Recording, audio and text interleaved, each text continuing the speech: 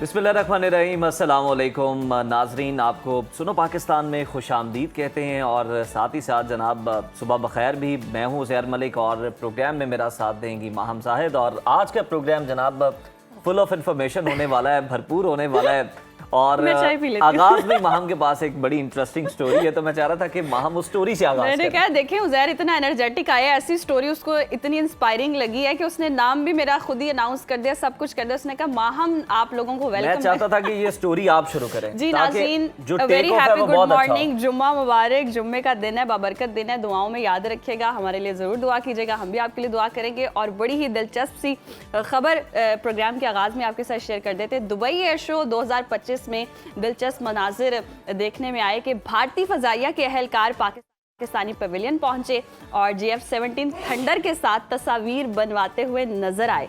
पाक फ़ज़ाइया के पायलट्स ने रिवायती मेहमान नवाजी का मुजाहरा करते हुए भारतीय अहलकारों को चाय भी पेश की, जैसे हम चाय पी रहे हैं। और हम पाकिस्तान की चाय तो टी वॉज फैंटास्टिक, आपको पता ही है। तो उन्होंने जी चाय पीने से इनकार किया, पानी पर इक्तफा किया। और एयर शो में जी पाकिस्तानी दिफाई साजो सामान की धूम के साथ साथ दोनों ममालिक के फ़ज़ाई अहलकारों की गैर रस्मी मुलाकात ने समाजी राब्तों की वेबसाइट पर नई बहस छेड़ दी है। देखें जी, पाक फ़ज़ाइया आपको पता है मानी हुई है और उसने अपना सलाहियतों का लोहा हमेशा हर महाज पर मनवाया। तो फिर यकीनन हमारे जो हमसाए हैं वो किस तरह से पीछे रह सकते थे। वो भी जनाब GF-17 थंडर के पास आए, तस्वीर बनवाई। और आपको ये भी बता दें कि जनाब पाकिस्तान और चाइना का ये मुश्तरका शाहकार है। दोनों ममालिक ने मिलकर इस जहाज़ को तैयार किया है और इसमें मज़ीद एडवांसमेंट जो है, मज़ीद इसको अपग्रेड जो है वो किया जाता रहता है और मुख्तलिफ तरीक़ों से इसको मज़ीद बेहतर बनाया जाता है। तो जनाब ये एक खबर थी जो कि सोशल मीडिया पर बड़ी ट्रेंड कर रही है और लोग इसको शेयर भी करें। तो हमने सोचा कि आगाज़ में ही हम आपके साथ ये खबर शेयर करते हैं। और चाय पर वैसे इत्तेफाक नहीं किया, क्यों नहीं किया ये मुझे समझ हालांकि अभी नंदन कह चुका है, टी इज फैंटास्टिक। मतलब अभी नंदन में तो यकीन करना चाहिए। कैसे महरूम रह सकते हैं। हमारे तैयारों के साथ तस्वीरें बनवा ली थी, चाय का भी एक चुस्की लगा के मजा ले जाते और आइडिया हो जाता उनको कि पाकिस्तान हर लिहाज से बेहतर है और आप तारीफ किए बगैर नहीं रह सकते हैं, है ना। बिल्कुल ऐसे ही है। अब खैर आगे बढ़ते हैं प्रोग्राम में और बात कर लेते हैं पाकिस्तान में करप्शन की नई दास्तान के हवाले से। तो IMF की जानिब से पाकिस्तान में गवर्नेंस और बदअनवानी से मुतालिक तहलका खेज रिपोर्ट जारी की गई है, जिसमें बड़े बड़े इंकिशाफ किए गए हैं। रिपोर्ट में पाकिस्तान में मुसलसल बदअनवानी के खदशात की निशानदही करते हुए टैक्स निज़ाम, सरकारी अखराजात, एहतसाब, अदालती निज़ाम में संगीन मसाइल को उठाया गया है।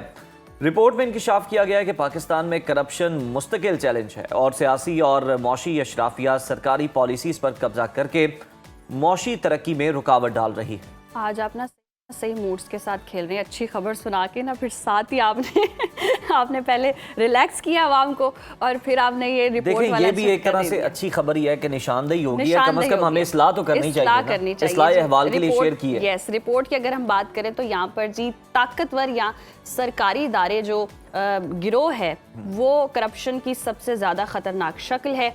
पाकिस्तान में करप्शन का दरीना मसला मुल्क की तरक्की को शदीद नुकसान पहुंचा रहा है। अहम सरकारी इदारों को हुकूमती ठेकों में खुसूसी मराद ख़त्म करने, SIFC के फैसलों में शफाफियत बढ़ाने, हुकूमत के मालियाती इख्तियारात पर सख्त पार्लिमानी निगरानी की सिफारिश की गई है। जबकि इंसदाद बदउनवानी इदारों में इस्लाहात की ज़रूरत पर भी जोर दिया गया है। और रिपोर्ट के मुताबिक पाकिस्तान की आबादी का 60% हिस्सा नौजवानों पर मुश्तमिल है, जिससे मुल्क का सियासी और समाजी ढांचा जो है वो तेज़ी से तब्दील हो रहा है। और सोशल मीडिया के बेतहाशा इस्तेमाल ने नौजवानों को पहले से ज़्यादा सियासी तौर पर जी मुतहरिक कर दिया है और नौजवान नस्ल जो है वो हुकूमत और इदारों और सियासी तबकात पर शक ज़्यादा और अब एतमाद कम रखती है। और रिपोर्ट में ये भी बताया गया कि मुल्क में अवामी तवक्कुआत तेज़ी से बढ़ रही हैं, जबकि करप्शन बर्दाश्त करने का रुझान कम होता जा रहा है। और फाइनली सियासतदान भी अब इस बात को तस्लीम करें कि करप्शन कम किए बगैर बेहतर सर्विस जो है वो डिलीवर नहीं की जा सकती है। और IMF ने यह खबरदार किया कि पाकिस्तान की तेज़ी से बदलती आबादियाती साख्त, इंतज़ामी ढांचे, सर्विस डिलीवरी, शहरी सहूलियात और हुकूमती कारकर्दगी के लिए बड़ा चैलेंज बन चुकी है। नई नस्ल ज़्यादा बाशऊर, ज़्यादा फ़ाल और ज़्यादा मुतबक्के है और ये सब मिलकर हुकूमती इदारों पर सख्त दबाव डाल रहे हैं। दूसरी जानिब हुकूमती ज़राए ने यह दावा किया है कि ये जायज़ा हुकूमत ने अपनी मर्ज़ी से कराया और IMF की रिपोर्ट को शाया किया, जो कि गवर्नेंस के मसाइल को हल करने और पायदार मौशी तरक्की के हुकूमत के पेश की संजीदगी को ज़ाहिर करती है। اسی پر بات کر لیتے ہیں جناب. ہمارے ساتھ موجود ہیں ماہر معیشت اور سابق وزیر سرمایہ کاری ہارون شریف صاحب. ہارون صاحب ویلکم ٹو سنو پاکستان. سر آئی ایم ایف نے پاکستان میں کرپشن اور طرز حکمرانی سے متعلق governance and corruption diagnostic assessment report جاری کر دی ہے. آپ اس رپورٹ کو کس طرح سے دیکھتے ہیں؟ کیا یہ حکومت کے لیے ڈیمیجنگ ہے؟ جی صبح بخیر. بہت آپ نے یہ ایک سنجیدہ مسئلے سے آغاز کیا ہے. دیکھیے یہ رپورٹس جو ہیں، جب بھی کوئی انٹرنیشنل ادارہ کسی ملک کو بجٹ میں قرض دیتا ہے تو بجٹ کی ٹرانسپیرنسی، شفافیت، ایفیشنسی، اداروں کی سروس ڈلیوری اس بجٹ سے لنکڈ ہوتی ہے. تو یہ نارملی میں 18-20 سال سے مختلف ممالک میں ایسی رپورٹس کرتا رہا ہوں. یہ رپورٹ انٹرنل ہوتی ہے جو کہ ملک کے ساتھ مل کے ڈسکس ہوتی ہے کہ جی آپ نے کیا چینجز کرنی ہے.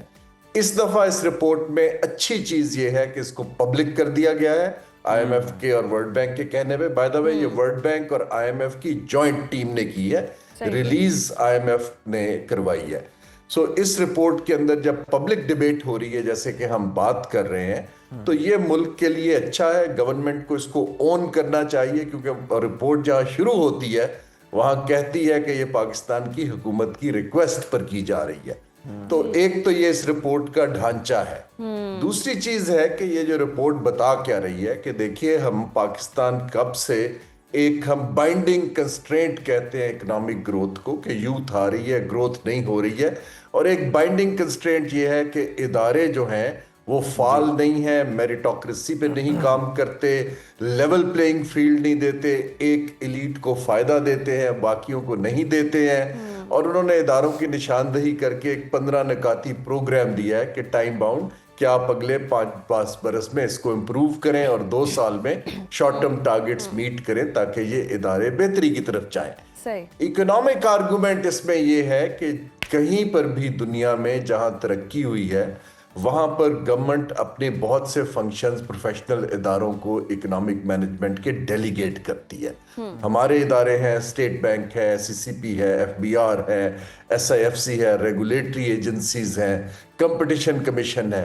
ان اداروں کو آپ اگر انسولیٹ کر دیں سیاسی پریشر سے اور ویسٹڈ انٹرسٹ سے تو اکانومی اور انویسٹر کا انٹرسٹ اکانومی کے اندر ویسے ہی بڑھنا شروع ہو جاتا ہے.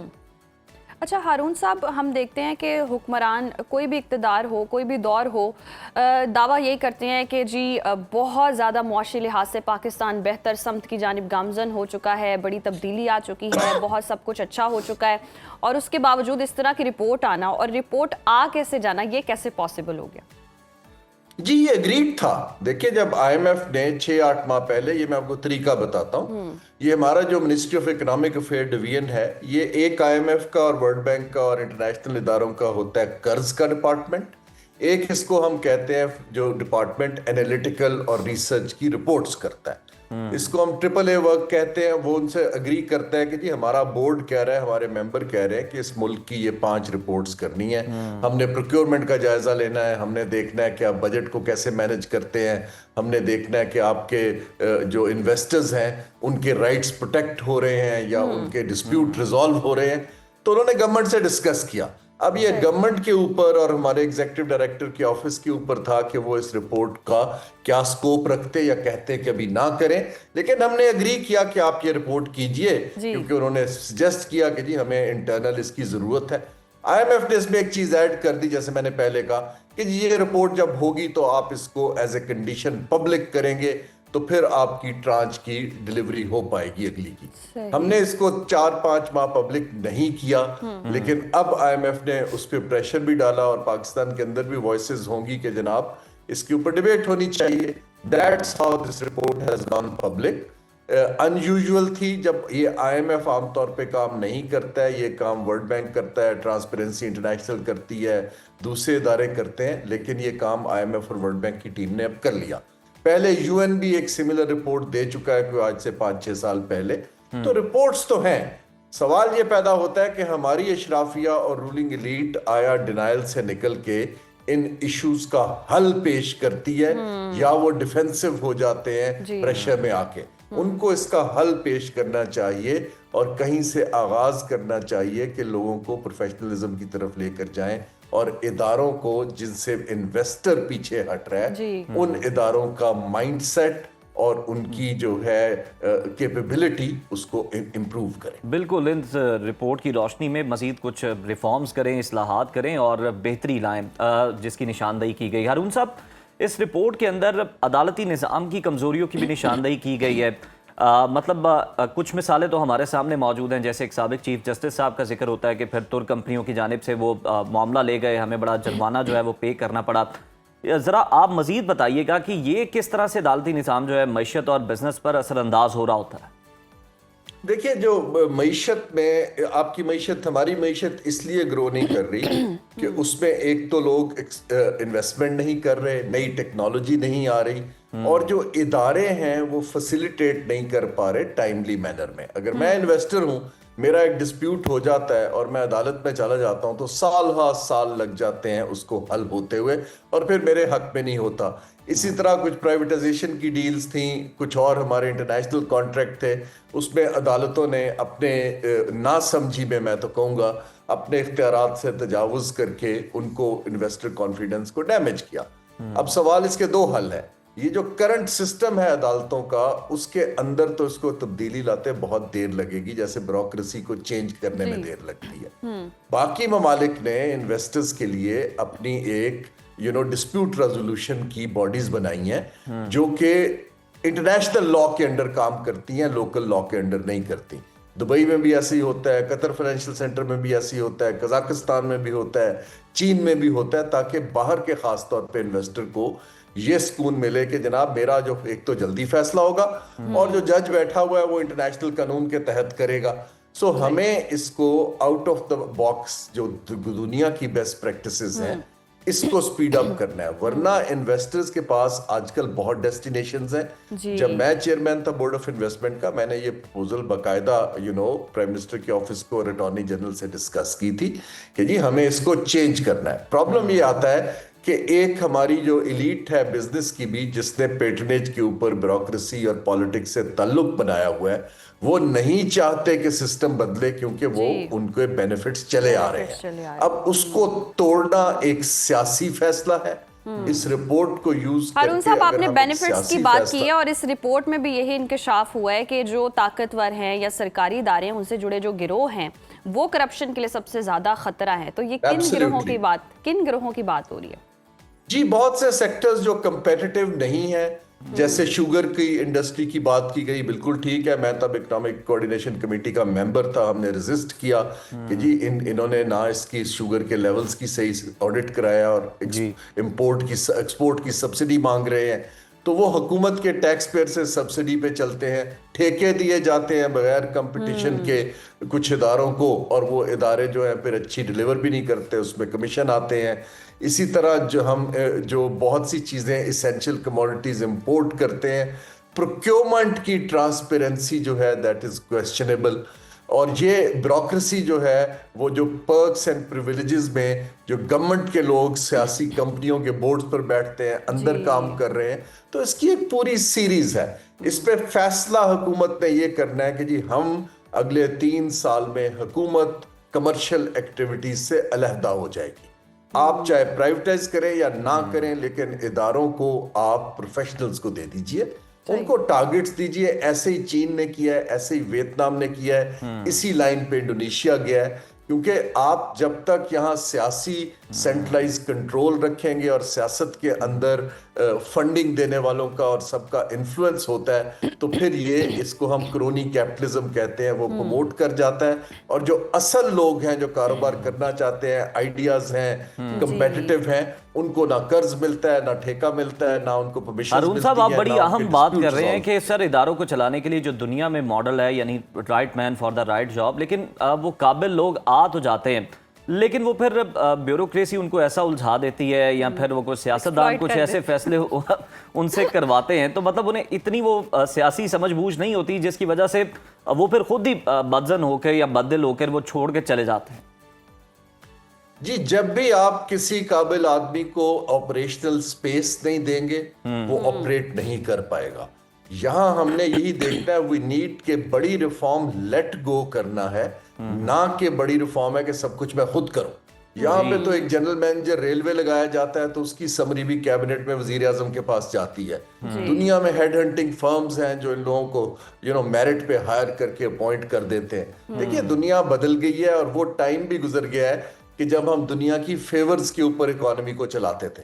हमें एक तगड़ा कंपेटिटिव इंस्टीट्यूशनल स्ट्रक्चर ऑफर करना है, वरना नई इकोनॉमीज आगे आ रही हैं और अपॉर्चुनिटीज हमारी बजाय अनफॉर्चुनेटली उस साइड पे चली जाए। लेकिन अनफॉर्चुनेटली हारून साहब, अगर वो फिर ये इस तरह के इदारे लोग हायर करना शुरू कर देंगे तो फिर वो जो सियासी भर्तियां होनी है या फिर वो चाचे ताए के बच्चे जो एडजस्ट करने हैं वो फिर किस तरह से कर पाएंगे? ये भी तो एक मसला होता है ना।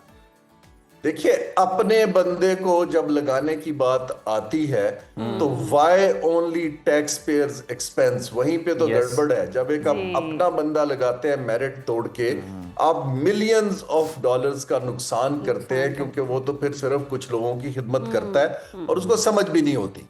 आपको मेरिट के ऊपर वर्ल्ड क्लास लोग लाने पड़ेंगे अगर दुनिया में compete करना है, और कोई हल नहीं है। चीन ने अपनी मिनिस्ट्रियों को कॉरपोरेशंस बनाया और उनके ऊपर मेरिट पे सीईओज लगाए और उनको ठेके लेके दिए पूरी दुनिया में जो बेल्ट एंड रोड प्रोजेक्ट के अंदर चल रहे हैं। हमें एम्प्लॉयमेंट क्रिएशन और economic growth market based private इदारों का काम है जहां भी बड़ी है।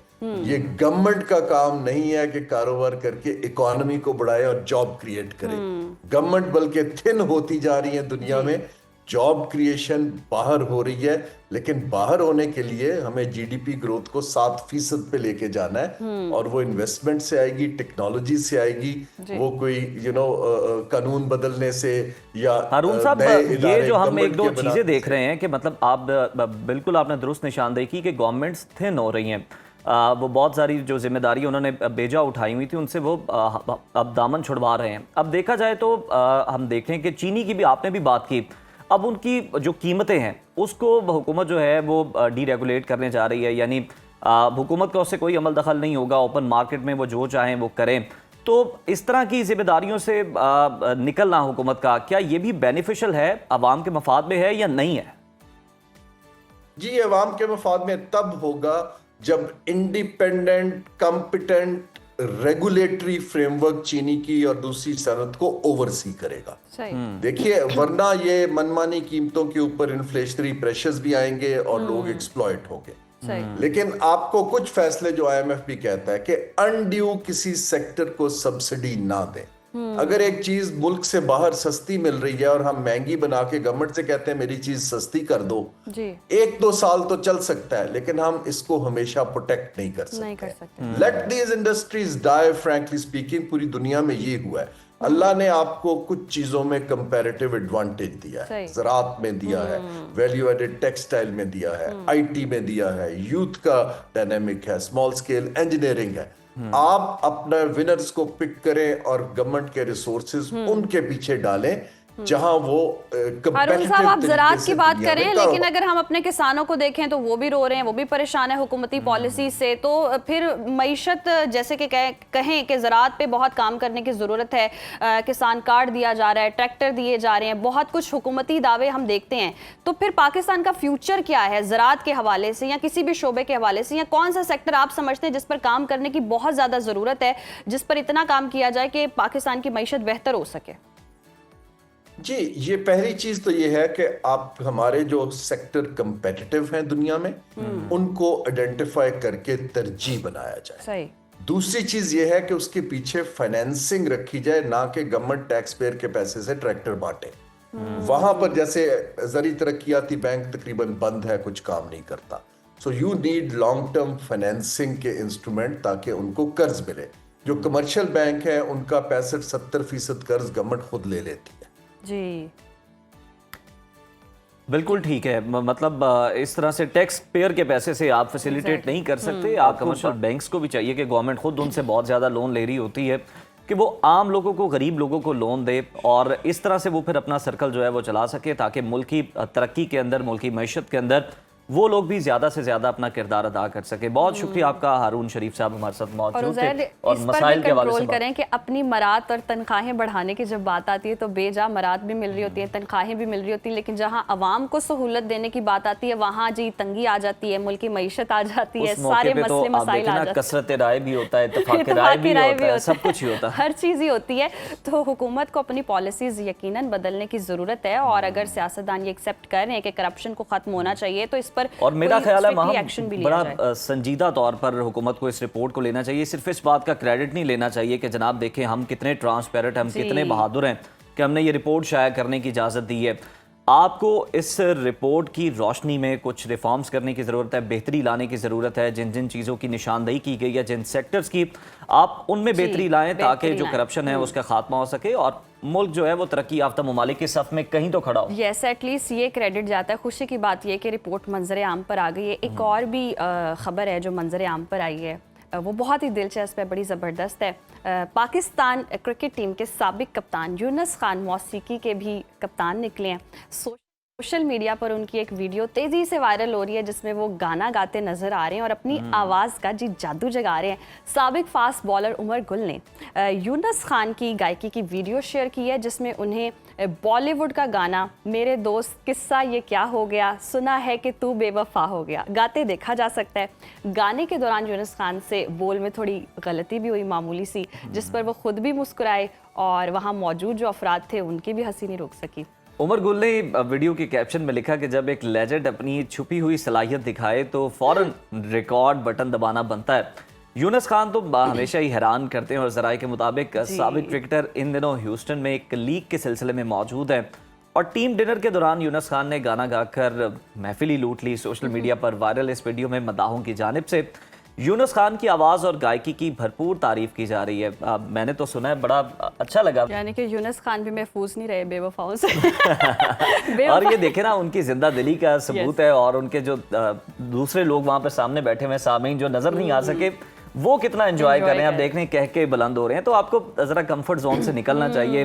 جس کام میں آپ کی مہارت نہیں بھی ہے وہاں پہ بھی آپ کو ذرا تھوڑا سا آزمانا چاہیے کہ آپ وہاں پہ کیا کر سکتے ہیں. کہتے ہیں گانا اور رونا سب کو آتا ہے لیکن اچھا گانا, واہ زبردست بات ہے, کریڈٹ اور سب لوگوں کے سامنے سنانا جب کوئی ریکارڈ بھی کر رہا ہو, یہ بھی بڑا ایک کانفیڈنس کی بات ہے اور اس کے لیے بھی حوصلہ چاہیے ہوتا ہے. تو جناب یہ گانا آپ نے سنا اور امید ہے آپ کو پسند بھی آیا ہوگا. بریک شامل کرتے ہیں پروگرام میں, بریک کے بعد دوبارہ ملاقات ہوگی. Stay with us. جی پروگرام میں آگے بڑھیں گے اور بات کریں گے انتہائی اہم بل کی. قومی اسمبلی میں گھریلو تشدد سے متعلق ایک تاریخی بل منظور کیا گیا. اس بل میں پہلی بار گھر کے اندر ہونے والی بہت سی کارروائیوں کو جرم قرار دیا گیا جنہیں لوگ اکثر گھر کا معاملہ سمجھ کر نظر انداز کر دیتے ہیں.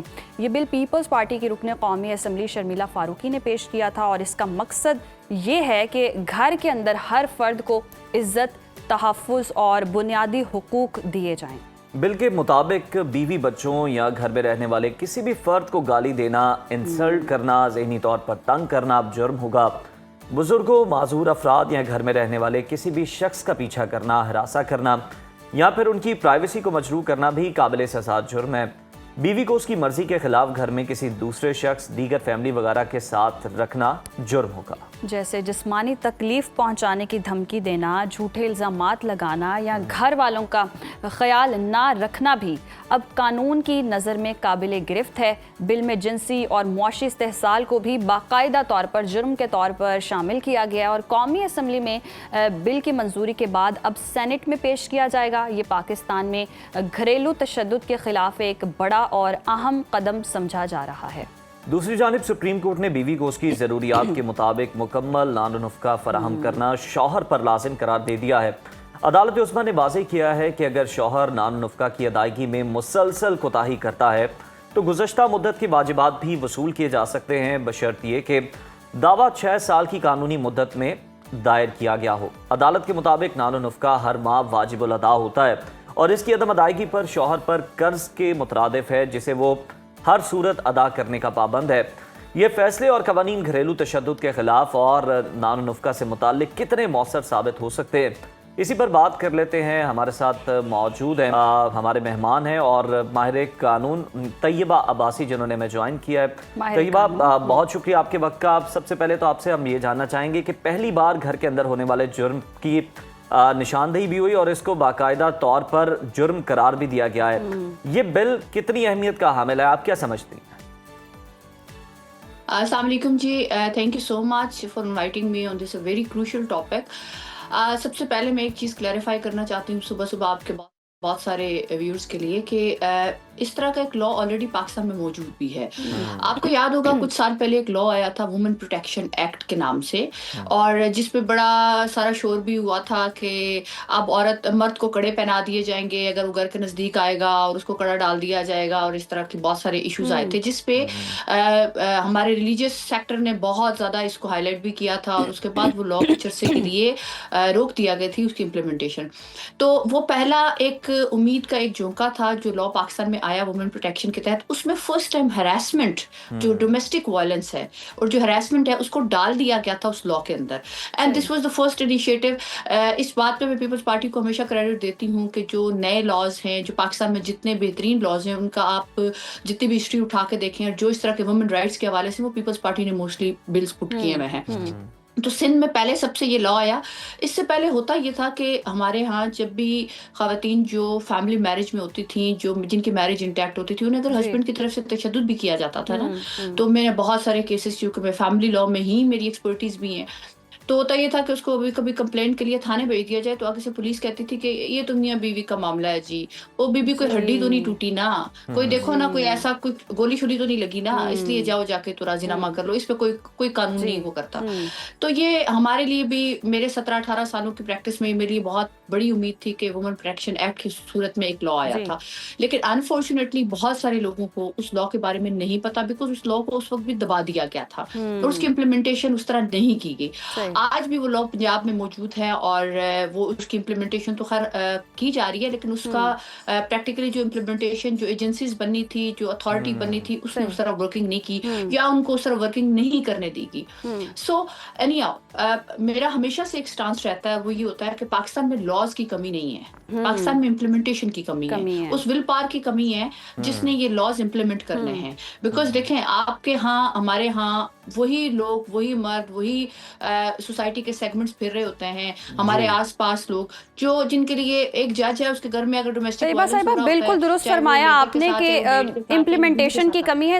یہ کلیئر کر دیجیے گا, اب یہ قانون آیا فرسٹلی کہ یہ صرف خواتین کے رائٹس کے لیے ہے یا اوور آل جیسے گھریلو معاملات ہوتے ہیں جس طرح سے ذکر ہو رہا ہے, ذہنی یا جذباتی طور پر جو بھی کوئی ڈیمیج ہو رہا ہوگا گھر میں, اس کے حوالے سے بھی یہ قانون ہے؟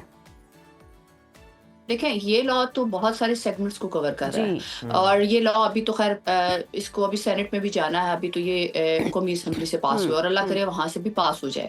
لیکن امپورٹنٹ یہ ہے کہ اس لا میں بہت سارے سیگمنٹس کو کور کیا گیا. ان میں سے جو مینلی سیگمنٹ تھا وہ ڈومیسٹک وائلنس ہے, اور اس ڈومیسٹک وائلنس کی ڈیفینیشن اور ہراسمنٹ کی جو ڈیفینیشن ہے اس کو اگین ایکسپلین کیا گیا ہے. اور اس میں یہ چیز ڈال دی گئی کہ کسی خاتون کو اس کی مرضی کے بغیر جوائنٹ فیملی میں اپنی رکھ سکتے, کسی ایسے انسان کے ساتھ جس کا تو کمفرٹیبل نہیں ہے, چاہے وہ دیور جیٹھ ہیں, چاہے وہ نن ساس ہیں, ان کے ساتھ آپ اس کو رہنے کے لیے نہیں کہہ سکتے. ڈومیسٹک وائلنس کو, مار پیٹ کو جو ہے وہ وائلنس قرار دے دیا گیا فرسٹ ٹائم. تھپڑ بھی جو ہے وہ مار میں آئے گا, ہراسمنٹ ذہنی ٹارچر کرنا بھی مار پیٹ میں آئے گا, وہ تشدد میں آئے گا. سو یہ ایک ڈیفینیشن اس کو وائڈ کر دیا گیا, اور یہ بڑی اچھی بات ہے, بڑی خوبصورت بات ہے کہ ہمارے ملک میں جو ہراسمنٹ ہے وہ کم از کم اس لفظ سے آگے گئی ہے کہ صرف ہڈیاں توڑنا جو ہے وہ جرم نہیں ہوتا, بلکہ کسی کو ذہنی طور پہ ہراس کرنا, کسی کو پریشان کرنا, وائلنس کرنا, ٹارچر کرنا, وہ بھی وائلنس کے تشدد میں اس میں آتا ہے. طیبہ صاحبہ بطور ماہر قانون ذرا اس بات کو بھی آپ ایکسپلین اگر کر دیں تو بڑا اچھا ہو جائے گا کہ اگر دیکھیں کہ ذہنی اور جذباتی اعتبار سے اور اس تشدد کو ثابت کرنا کیسے ممکن ہوگا, ثبوتوں کے لیے معیار کیا ہوگا؟ دیکھیں اب یہی بہت امپورٹنٹ آپ کا کوشچن ہے. پرابلم یہی ہے, میں جو کوشچن آپ سے بھی جس کا آپ کا انیشلی اسٹارٹ کیا تھا کہ دیکھیں پرابلم یہ ہوتا ہے کہ ہمارے ہاں جب آپ لا امپلیمنٹ کرنے جاتے ہیں تو امپلیمنٹیشن کیوں نہیں ہوتی, کیونکہ آپ نے سوسائٹی کے ان سیگمنٹس کو جن کے سامنے آپ نے اپلیکیشن دینی ہے उनको तो सेंसिटाइज ही नहीं किया हुआ होता।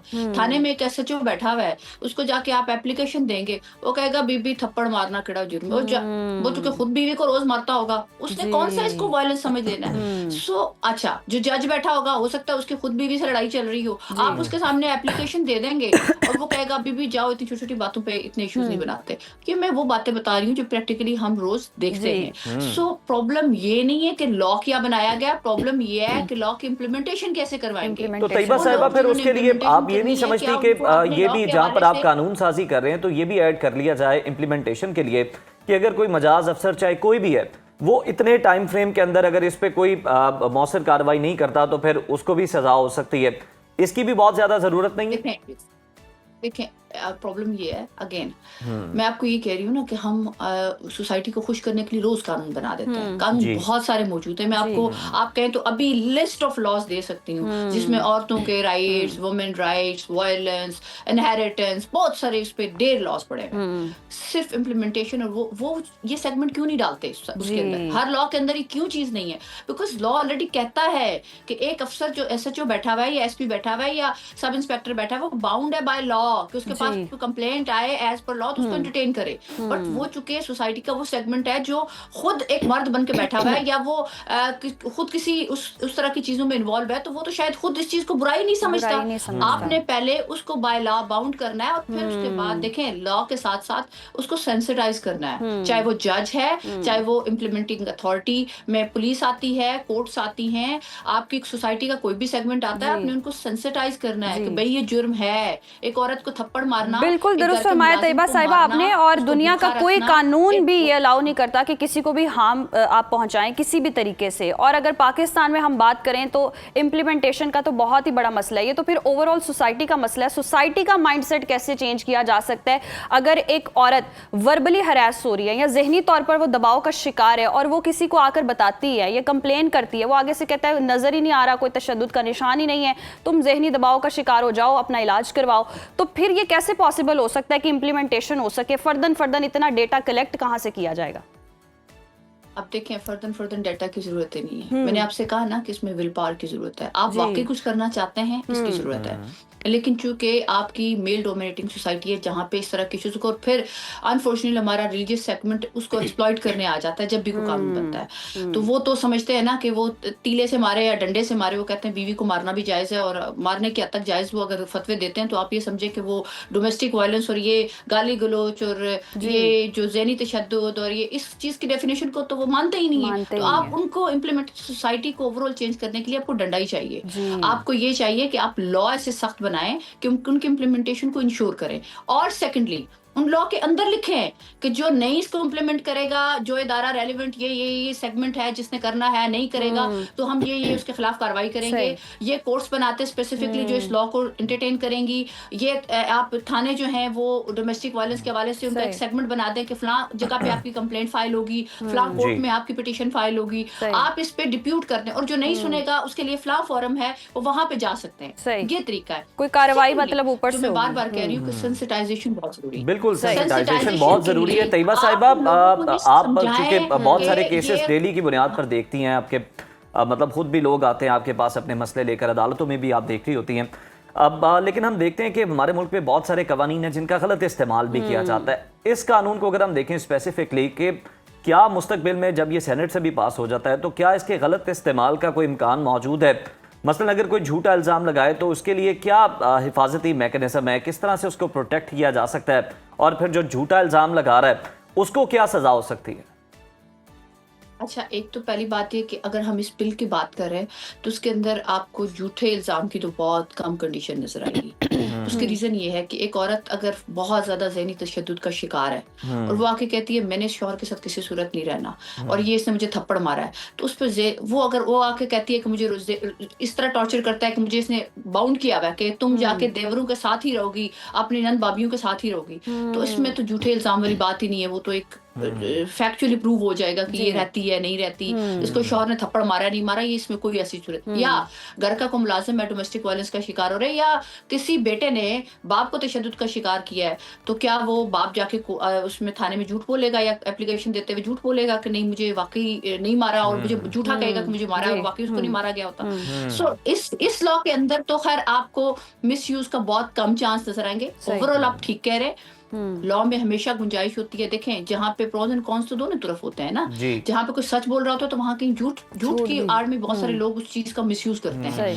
लेकिन अगेन देखें वही इम्प्लीमेंटिंग अथॉरिटीज, चाहे वो आपके थाने के लेवल पे, कोर्ट के लेवल पे, इम्प्लीमेंटिंग जो एजेंसीज हैं, जो अथॉरिटीज बनती हैं, वो इस चीज को रूल आउट कर सकती हैं और लॉ के अंदर भी इसको सिक्योर किया जा सकता है। आप लिख सकते हैं लॉ के अंदर भी इसको सिक्योर किया जा सकता है। बहुत शुक्रिया तैयबा साहिबा। और यकीनन पाकिस्तान कानून बन जाते हैं, कानून मौजूद भी हैं, ऑलरेडी बहुत सारे कवानीन हैं जो मौजूद हैं, लेकिन इम्प्लीमेंटेशन उस तरह से नहीं हो पाती। और ये बहुत ही ज़बरदस्त इकदाम होगा अगर तो ये कानून बनने जा रहा है तो सोसाइटी बहुत बेहतर हो जाएगी। घरेलू तशद्दुद के जो वाक़यात हम देखते हैं उसमें कमी आएगी और ज़हनी दबाव का शिकार जो इसके लिए अभी तो ये सेनेट में जाना है, वहाँ से मंजूर होना है और उम्मीद करते हैं कि वहाँ से भी ये मंजूर हो जाएगा। लेकिन उसके लिए इम्प्लीमेंटेशन के लिए जो अफसरान हैं, ख़ास तौर पर थाने की हद तक, पुलिस स्टेशन की हद तक, उनको बहुत ज्यादा ट्रेन करने की जरूरत है, बताने की जरूरत है, सोसाइटी में अवेयरनेस की बहुत जरूरत है। सोसाइटी में भी अवेयरनेस की जरूरत है और उनको भी ये सिखाने की जरूरत है, इस तरह के कोर्स करवाने की जरूरत है कि आपने किस तरह से इस तरह की शिकायत को डील करना है। प्रोग्राम में ब्रेक शामिल करते हैं, आप कहीं मत जाइए, देखते रहिए सुनो पाकिस्तान। प्रोग्राम में एक बार फिर से आपको खुश आमदीद कहते हैं। और जी प्रोग्राम में अब हम बात करेंगे ऐसे मशरूब की जो बहुत ही आम है, सस्ता भी है, जबकि ये दावा भी किया जाता है कि सिर्फ एक कप आपकी सेहत में हैरत अंगेज तब्दीली ला सकता है। मैं बात कर रही हूँ ग्रीन टी की। कुछ लोग कहते हैं कि ये वज़न कम करती है, कुछ के मुताबिक जिल्द साफ़ हो जाती है, कुछ का कहना है कि ये दिमाग को सुकून देती है और कुछ इसे दिल की सेहत के लिए भी बेहतर समझते हैं। मगर हकीकत क्या है? क्या ग्रीन टी वाकई मेटाबॉलिज्म को फास्ट करती है? क्या ये ख़राब कोलेस्ट्रॉल को कम करती है, बढ़ा हुआ जो होता है? या ग्रीन टी कौन कौन पी सकता है? सबके लिए है या किसी को इससे परहेज़ बरतना चाहिए? इस्तेमाल का सही तरीका क्या है? कुछ लोग खाने के बाद पीते हैं। इन्हीं अहम सवालात के जवाबात जानने के लिए मुत्तहदा अरब अमीरात ज्वाइन किया है माहिर ग़िज़ाइयत नाज़िया बारी साहिबा ने। Nazia, good morning and welcome to Suno Pakistan. Green tea metabolism को किस हद तक तेज़ करती है और क्या वाकई ये जिस्म की तवानाई को बढ़ाने में मौसर होती है? जी, ग्रीन टी के बारे में कुछ मिसकंसेप्शंस भी हैं, कुछ अच्छे भी हैं, कुछ बुरे भी हैं, थोड़ा सा ओवररेटेड है एज पर माय ओपिनियन। तो ये है कि ग्रीन टी जो है it boost your metabolism slightly, right? Slightly is a की वर्ड, स्लाइटली। तो आप इसको बिल्कुल ये ना समझें कि इसका मेटाबॉलिज्म जो है फौरन से इसका हाई हो जाता है। कुछ इसमें कुछ कंपाउंड्स होते हैं, जैसे कि इसमें कैफीन होती है, इसमें EGCG होते हैं, जो मिल के आपके मेटाबॉलिज्म को थोड़ा सा फास्ट करते हैं और जिसकी वजह से आप एक्स्ट्रा फ्यू कैलोरीज को बर्न कर सकते हैं, extra few calories, but that is not like a dramatic change in that, just a sportive stage. सही। अच्छा नाज़िया साहिबा, हम देखते हैं कि आमतौर पर ये कॉन्सेप्ट है कि अगर किसी ने वज़न कम करना है तो वो हर खाने के बाद ग्रीन टी पी रहा होता है। तो एग्जैक्ट सही टाइम क्या है? किस टाइम आपको ग्रीन टी लेनी चाहिए? और वज़न जैसे कि आपने बता भी दिया कि ख़ास फ़र्क नहीं पड़ता। हाँ जी, देखिए वजन, ये देखें आप इसको ये समझ सकते हैं कि cake on cherry on cake, ठीक है? Green tea is a cherry on cake. Cake जो है वो एक आपके लिए लाइफ में एक सिर्फ एक लाइफस्टाइल। आप पहाड़ों पे जाके उसको तोड़ के लाके कम पाउडर में नहीं पीस रहे, कि जो है वो आपके साथ साथ जो है फिजिकल एक्टिविटी भी हो रही है, कैलोरीज भी बर्न हो रही है। Yes, it help your metabolism, it help to lose weight, but जैसे कि आप लगा लें कि 3 से 4 महीने में आपका 1 से 3 kg लूज हो जाएगा, वो भी कंट्रोल्ड प्लान फूड के साथ एंड कंट्रोल फिजिकल एक्टिविटी के साथ, नॉट सोली। और जो आप टाइमिंग की बात कर रहे हैं, तो टाइमिंग के लिए मैं आपको बताती हूँ कि कुछ लोग सुबह उठते ही ग्रीन टी पीते हैं, which is not good. Empty stomach you should not take the green tea. As I always say कि आपको अपनी बॉडी को लिसन करना चाहिए, आपको अपनी बॉडी के बारे में सोचना चाहिए, पहले आपको अपनी बॉडी का नॉलेज होना चाहिए। आपको सुबह उठ के ग्रीन टी नहीं पीनी चाहिए, because it can be the cause of acidity, nausea और ड्रॉज, इस तरह की जो फीलिंग्स हैं, इसको वो जो है स्टमक अपसेट कर सकता है। सो avoid in early morning empty stomach और लेट नाइट को इसको अवॉइड कीजिए। वजन कम करने में बहुत ज्यादा कोई मुआविन तो नहीं है, आपने बताया कि किसी हद तक हेल्प जरूर करती है, یہ بھی بتائیں کہ لوگ باتیں کرتے ہیں کہ گرین ٹی کا اگر آپ باقاعدہ طور پر استعمال کریں، ڈیلی یوز کریں اس کا، تو آپ کی جلد جو ہے وہ بڑی صاف ہو سکتی ہے، اینٹی آکسیڈنٹس ہوتے ہیں اس کے اندر، آپ کی جلد کو فریش بناتا ہے۔ ہاں دیکھیں، جو اس کا سب سے خوبصورت بینیفٹ جو میری نظر میں اور جو سائنٹیفکلی ہے وہ یہی ہے، کیونکہ یہ ریچ ہوتی ہے اینٹی آکسیڈنٹ میں، ٹھیک ہے؟ تو اس سے کیا ہوتا ہے کہ آپ کا اسکن برن جو ہوتا ہے اس کے ڈیمیجز کو روکتی ہے، اس کو ریپیئر کرتی ہے، آپ کی اسکن کو جو ہے کلیئر کمپلیکشن دیتی ہے، آپ کی جو انفلامٹری کچھ سیلز ہوتے ہیں اس کو ریڈیوس ڈاؤن کرتی ہے۔ اس کے لیے اٹس بینیفیشل، کیونکہ یہ آپ کی باڈی کو ریلیکس کرتی ہے، اینٹی آکسیڈنٹ ہے، تو آف کورس یہ جو ہے آپ کی اسکن کے لیے اٹس گڈ۔ بٹ اسٹل کہ اگر وہ صرف یہ نہیں ہے کہ آپ صرف گرین ٹی پی لیں، اس کے ساتھ آپ کا healthy lifestyle, healthy balance, your body should sweat also in the, آپ دیکھیے گا کہ جو جم میں آپ کی باڈی سویٹ کر کے آپ کا کمپلیکشن فیئر آتا ہے، وہ آپ کا کسی بھی چیز سے نہیں آئے گا۔ صحیح۔ اچھا نازیہ صاحبہ، یہ بھی کانسیپٹ ہے کہ یہ جو خراب کولیسٹرول ہے اس کو کم کرتی ہے، کیا سائنسی طور پر یہ بات درست ہے؟ دیکھیں میں نے پھر وہی بات کروں گی کہ کیک، چیری آن کیک، کہ یہ سب چیزوں کو سپورٹیو کرتی ہے، ٹھیک ہے؟ یہ ٹو فولڈ سائنس ہے اس کے پیچھے LDL کی، کیونکہ ہاں اس کو سپورٹ ضرور کرتی ہے، بٹ اٹس ناٹ یہ لائک آپ کہہ لیں کہ کچھ 5 to 8 mg کے اکارڈنگ جو ہے ریڈیوس ڈاؤن کرتی ہے، ناٹ مچ۔ صحیح۔ اچھا تو کتنی کوانٹٹی میں پینی چاہیے؟ کیونکہ ہم دیکھتے ہیں اکثر لوگ اگر دوپہر میں کوئی میل لے رہے ہیں اس کے بعد وہ گرین ٹی پی رہے ہیں، شام میں گرین ٹی پی رہے ہیں، پھر رات کے کھانے کے بعد گرین ٹی پی رہے ہیں، اور وہ سمجھتے ہیں جو بھی کھایا وہ بیلنس ہو گیا، بیلنس ہو جائے گا۔ دیکھیں access of every thing is bad, کیسے آپ کہہ سکتے ہیں کہ آپ اتنے پراٹھے کھا رہے ہیں، روٹیاں کھا رہے ہیں، اس کے بعد آپ گرین ٹی پی کے بیلنس کر دیں گے؟ ایسے تو کہیں پہ بھی نہیں لکھا، پھر تو سب سے پہلے میں کر لوں، ایسا کچھ نہیں ہے۔ First of all sorry for my thoughts, it totally choked. اور آج کل یہ سب کا ایشو ہے جو ہے نا، نہیں وہ میری actually was classing and my mic was not functioning properly, تو اس وجہ سے میں نے لاؤڈلی اسپیک کیا، تو دیٹس وائی۔ تو اینی ہو، تو آپ اس کو گرین ٹی کو جو ہے آپ وہ لے کے چلیں as a just lifestyle moderation, کہ آپ کا جو ہے اس کو ایک it's a supportive part, it's not کہ آپ اس کے اوپر انہانس کرتی ہے آپ کے پرفارمنس کو، آپ کو پرفارم نہیں کراتی۔ اچھا نازیہ، چلے اس کے گرین ٹی کے فوائد تو ہم نے ڈسکس کر لی ہیں، جی لیکن ٹائم بتا رہی ہیں، وہ کس ٹائم پینا ہے؟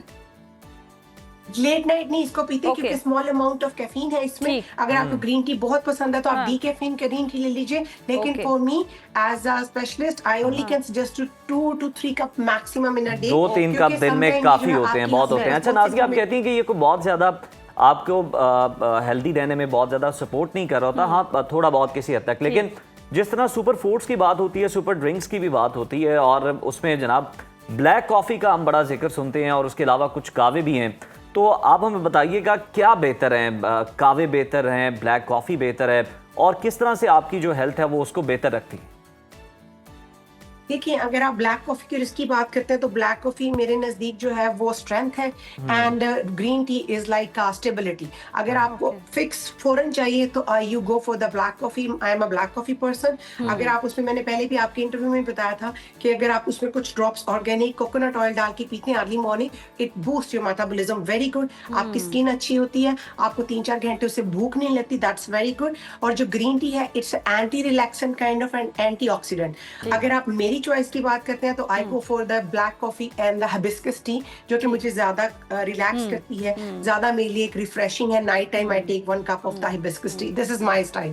سو یہ آپ کو ڈیپینڈ کرتا ہے کہ آپ کی باڈی کو کیا سوٹ کرتا ہے، so go as per your body. اچھا نازیہ صاحبہ، ہم دیکھتے ہیں سوشل میڈیا پر آج کل قہوے بہت زیادہ ٹرینڈ میں ہیں، کوئی کہتا ہے لونگ کا قہوہ پی لیں تو سکن بہت اچھی ہوتی ہے، کوئی دار چینی کا قہوہ پی رہا ہوتا ہے، اور جس طرح سے اور بھی بہت ساری مطلب ڈفرینٹ ہربل ٹیز ہیں، ان کا کتنا افیکٹ ہوتا ہے؟ دیکھیے میں آپ کو بتاؤں، یہ بینگ نیوٹریشنسٹ اور ہم جو سائنس کی اس سے بلونگ کرتے ہیں، ہم اس طرح کی متس پہ اتنا بلیو نہیں کرتے، بٹ آف کورس فوڈ میں جو ہے آپ کو بہت سی چیزیں ملتی ہیں، کچھ پرانے متس ہیں جو صحیح بھی ہیں، بٹ نیم حکیم خطرہ جان والی بات ہوتی ہے، اپنی باڈی کو کسی اسٹیک پہ نہ لگائیں۔ اگر آپ کو بلڈ پریشر اور آپ جا کے دال چینی لونگ الائچیوں کے گرم قہوے پی لیں تو آپ کا بلڈ پریشر شوٹ کر جائے گا۔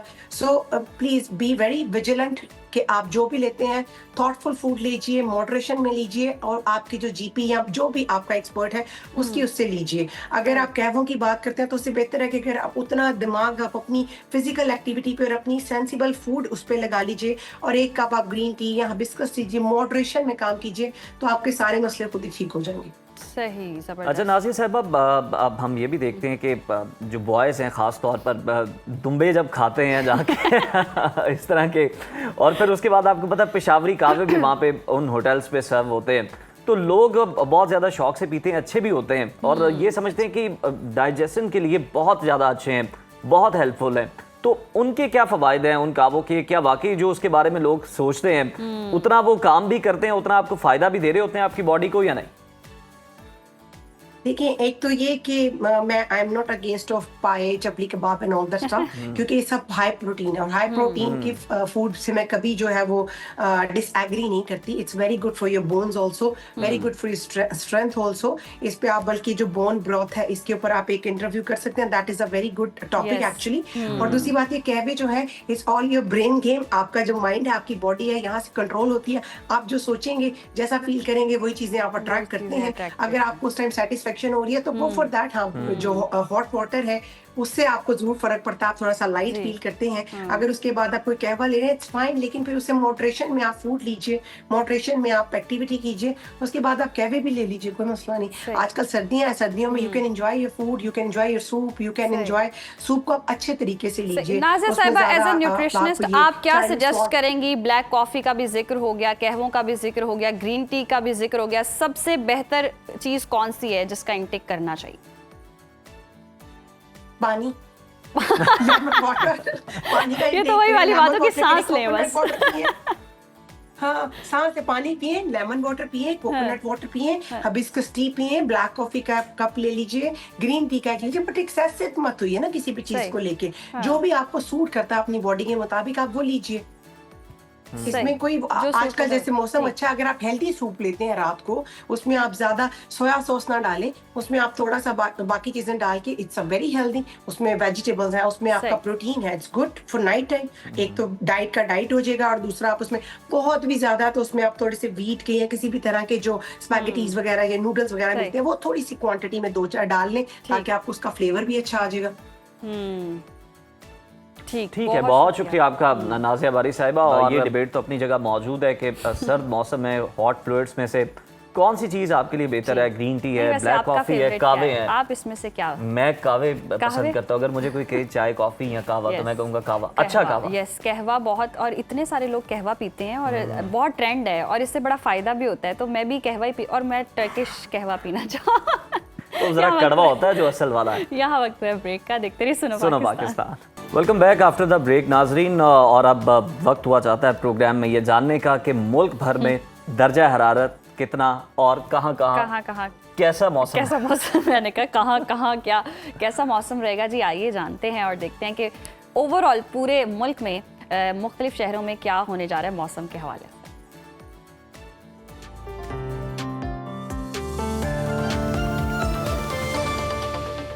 नाज़रीन, मुल्क के बेशतर इलाकों में मौसम सर्द और खुश्क रहेगा, जबकि पहाड़ी इलाके शदीद ठंड की लपेट में रहेंगे। महकमा मौसमियात के मुताबिक गिलगित बल्तिस्तान में कहीं कहीं बादल छाए रहेंगे। चंद मकामात पर हल्की बारिश और बर्फबारी मुतवक्के है। ताहम पंजाब और खैबर पख्तूनख्वा के मैदानी इलाकों में स्मोग और हल्की धुंध पड़ने का इम्कान है। मुख्तलिफ शहरों में मौसम की क्या सूरत हाल है, आइए जानते हैं। और हमेशा की तरह जी सबसे पहले बात करते हैं बुलंदोबाला पहाड़ों की सरजमीन गिलगित बल्तिस्तान की, जहाँ पर हम देख रहे हैं बेशतर इलाकों में मतला जुज़वी अब्र आलूद रहेगा।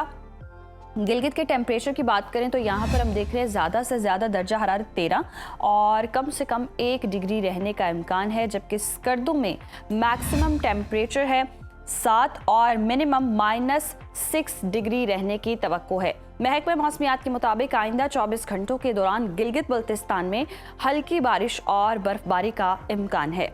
और अब आपके साथ शेयर करते हैं चश्मों और झरनों के नगर आज़ाद कश्मीर का मौसम, जहां अक्सर इलाकों में मतला जुज़वी अब्र आलूद रहेगा।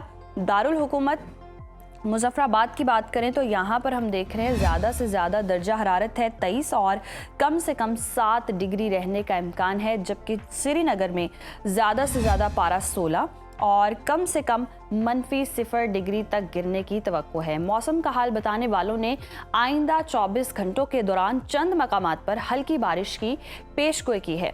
और अब बात कर लेते हैं खैबर पख्तूनख्वा के मौसम की और आपके साथ शेयर करते हैं जी KPK का मौसम, जहां बेशतर अजला में मौसम सर्द और खुश्क रहेगा। सूबाई दारुल हुकूमत पेशावर लिए चलते हैं आपको। यहाँ पर हम देख रहे हैं ज़्यादा से ज़्यादा जो दर्जा हरारत है वो है 24 और कम से कम 9 डिग्री रहने का इम्कान है। सवात, जिसे पाकिस्तान का स्विट्ज़रलैंड कहते हैं, यहाँ पर हम देख रहे हैं जी ज़्यादा से ज़्यादा दर्जा हरारत 14 है और कम से कम -1 डिग्री तक गिरने की तवक्को है। महकमा मौसमियात के मुताबिक आइंदा 24 घंटों के दौरान पेशावर, सवाबी, मर्दान, डीआई खान और गिरदोनवाह में धुंध, जबकि चित्राल, दीर और गिरदोनवाह में मतला जुज़वी अब्र आलूद रहने की तवक्को है। और अब बात कर लेते हैं पंजाब के मौसम की। तो आपको बताएं कि पंजाब में हम देख रहे हैं ज़्यादातर इलाकों में मौसम सर्द और खुश्क रहेगा। सूबाई दारुल हुकूमत लाहौर लिए चलते हैं आपको। लाहौर में हम देख रहे हैं ज़्यादा जो टेम्परेचर है वो है 27 और कम से कम 11 डिग्री रहने का इम्कान है। शहर बेमिसाल इस्लामाबाद का रुख करें तो यहाँ पर ज़्यादा से ज़्यादा पारा 24 और कम से कम 10 डिग्री तक गिरने की तवक्को है। औलिया के शहर मुल्तान का जिक्र हो जाए, यहाँ पर हम देख रहे हैं ज़्यादा से ज़्यादा पारा 27 है और कम से कम 11 डिग्री रहने का इम्कान है। महकमा मौसमियात के मुताबिक आइंदा 24 घंटों के दौरान लाहौर, पेशावर, गुजरावाला, जहलुम, फैसलाबाद, साहिवाल, मुल्तान, डीजी खान, बहावलपुर और गिरदोनवाह में स्मोग और चंद मकामात पर धुंध पड़ने की पेशगोई की गई है। और अब बात हो जाए रकबे के लिहाज से सबसे बड़े सूबे बलोचिस्तान की, जहां पर बेशतर इलाकों में मौसम सर्द रहेगा। फलों के शहर कोयटा का रुख करते हैं। कोयटा में हम देख रहे हैं ज़्यादा से ज़्यादा दर्जा हरारत है 17 और कम से कम -2 डिग्री तक गिरने का इम्कान है। महकमा मौसमियात के मुताबिक आइंदा 24 घंटों के दौरान सूबे के अक्सर इलाकों में मौसम खुश्क रहने का इम्कान है। और हमेशा की तरह जी आखिर में आपके साथ शेयर करेंगे गंधारा तहजीब के मरकज़ सिंध का मौसम, जहां पर ज़्यादातर इलाकों में मतला साफ रहेगा। शहर कायद कराची का रुख करते हैं। कराची में हम देख रहे हैं ज़्यादा से ज़्यादा दर्जा हरारत 32 और कम से कम 13 डिग्री रहने का इम्कान है, जबकि हैदराबाद में ज़्यादा से ज़्यादा पारा है 30 और कम से कम 17 डिग्री तक गिरने की तवक्को है। मौसम का हाल बताने वालों ने आइंदा 24 घंटों के दौरान सूबे के बेशतर अजला में मौसम खुश्क रहने की पेशगोई की है।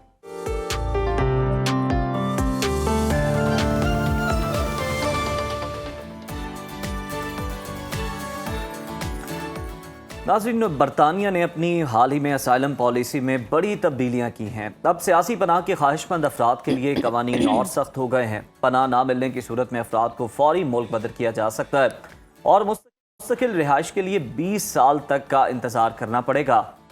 ख़ानदानी ज़िंदगी का हक सिर्फ करीबी रिश्तेदारों के साथ रहने वालों को मिलेगा और हाउसिंग या हफ्तावार अलाउंस की ज़मानत को भी ख़त्म किया गया है। ये नई पॉलिसी पनाह गुज़ीन कम्युनिटी और बरतानवी निज़ाम पर कैसे असरअंदाज होगी, इस पर बात कर लेते हैं। इमिग्रेशन लॉयर राना इनामुल्लाह खान मौजूद हैं। राना साहब, welcome to Suno Pakistan. Sir, नए कवानीन के तहत सियासी पनाह की जो मुद्दत है इसे 5 साल से कम करके 30 माह और मुस्तकिल रिहाइश के लिए 20 साल का बड़ा लंबा इंतज़ार जो है मुकर्रर किया गया है। वजह क्या है?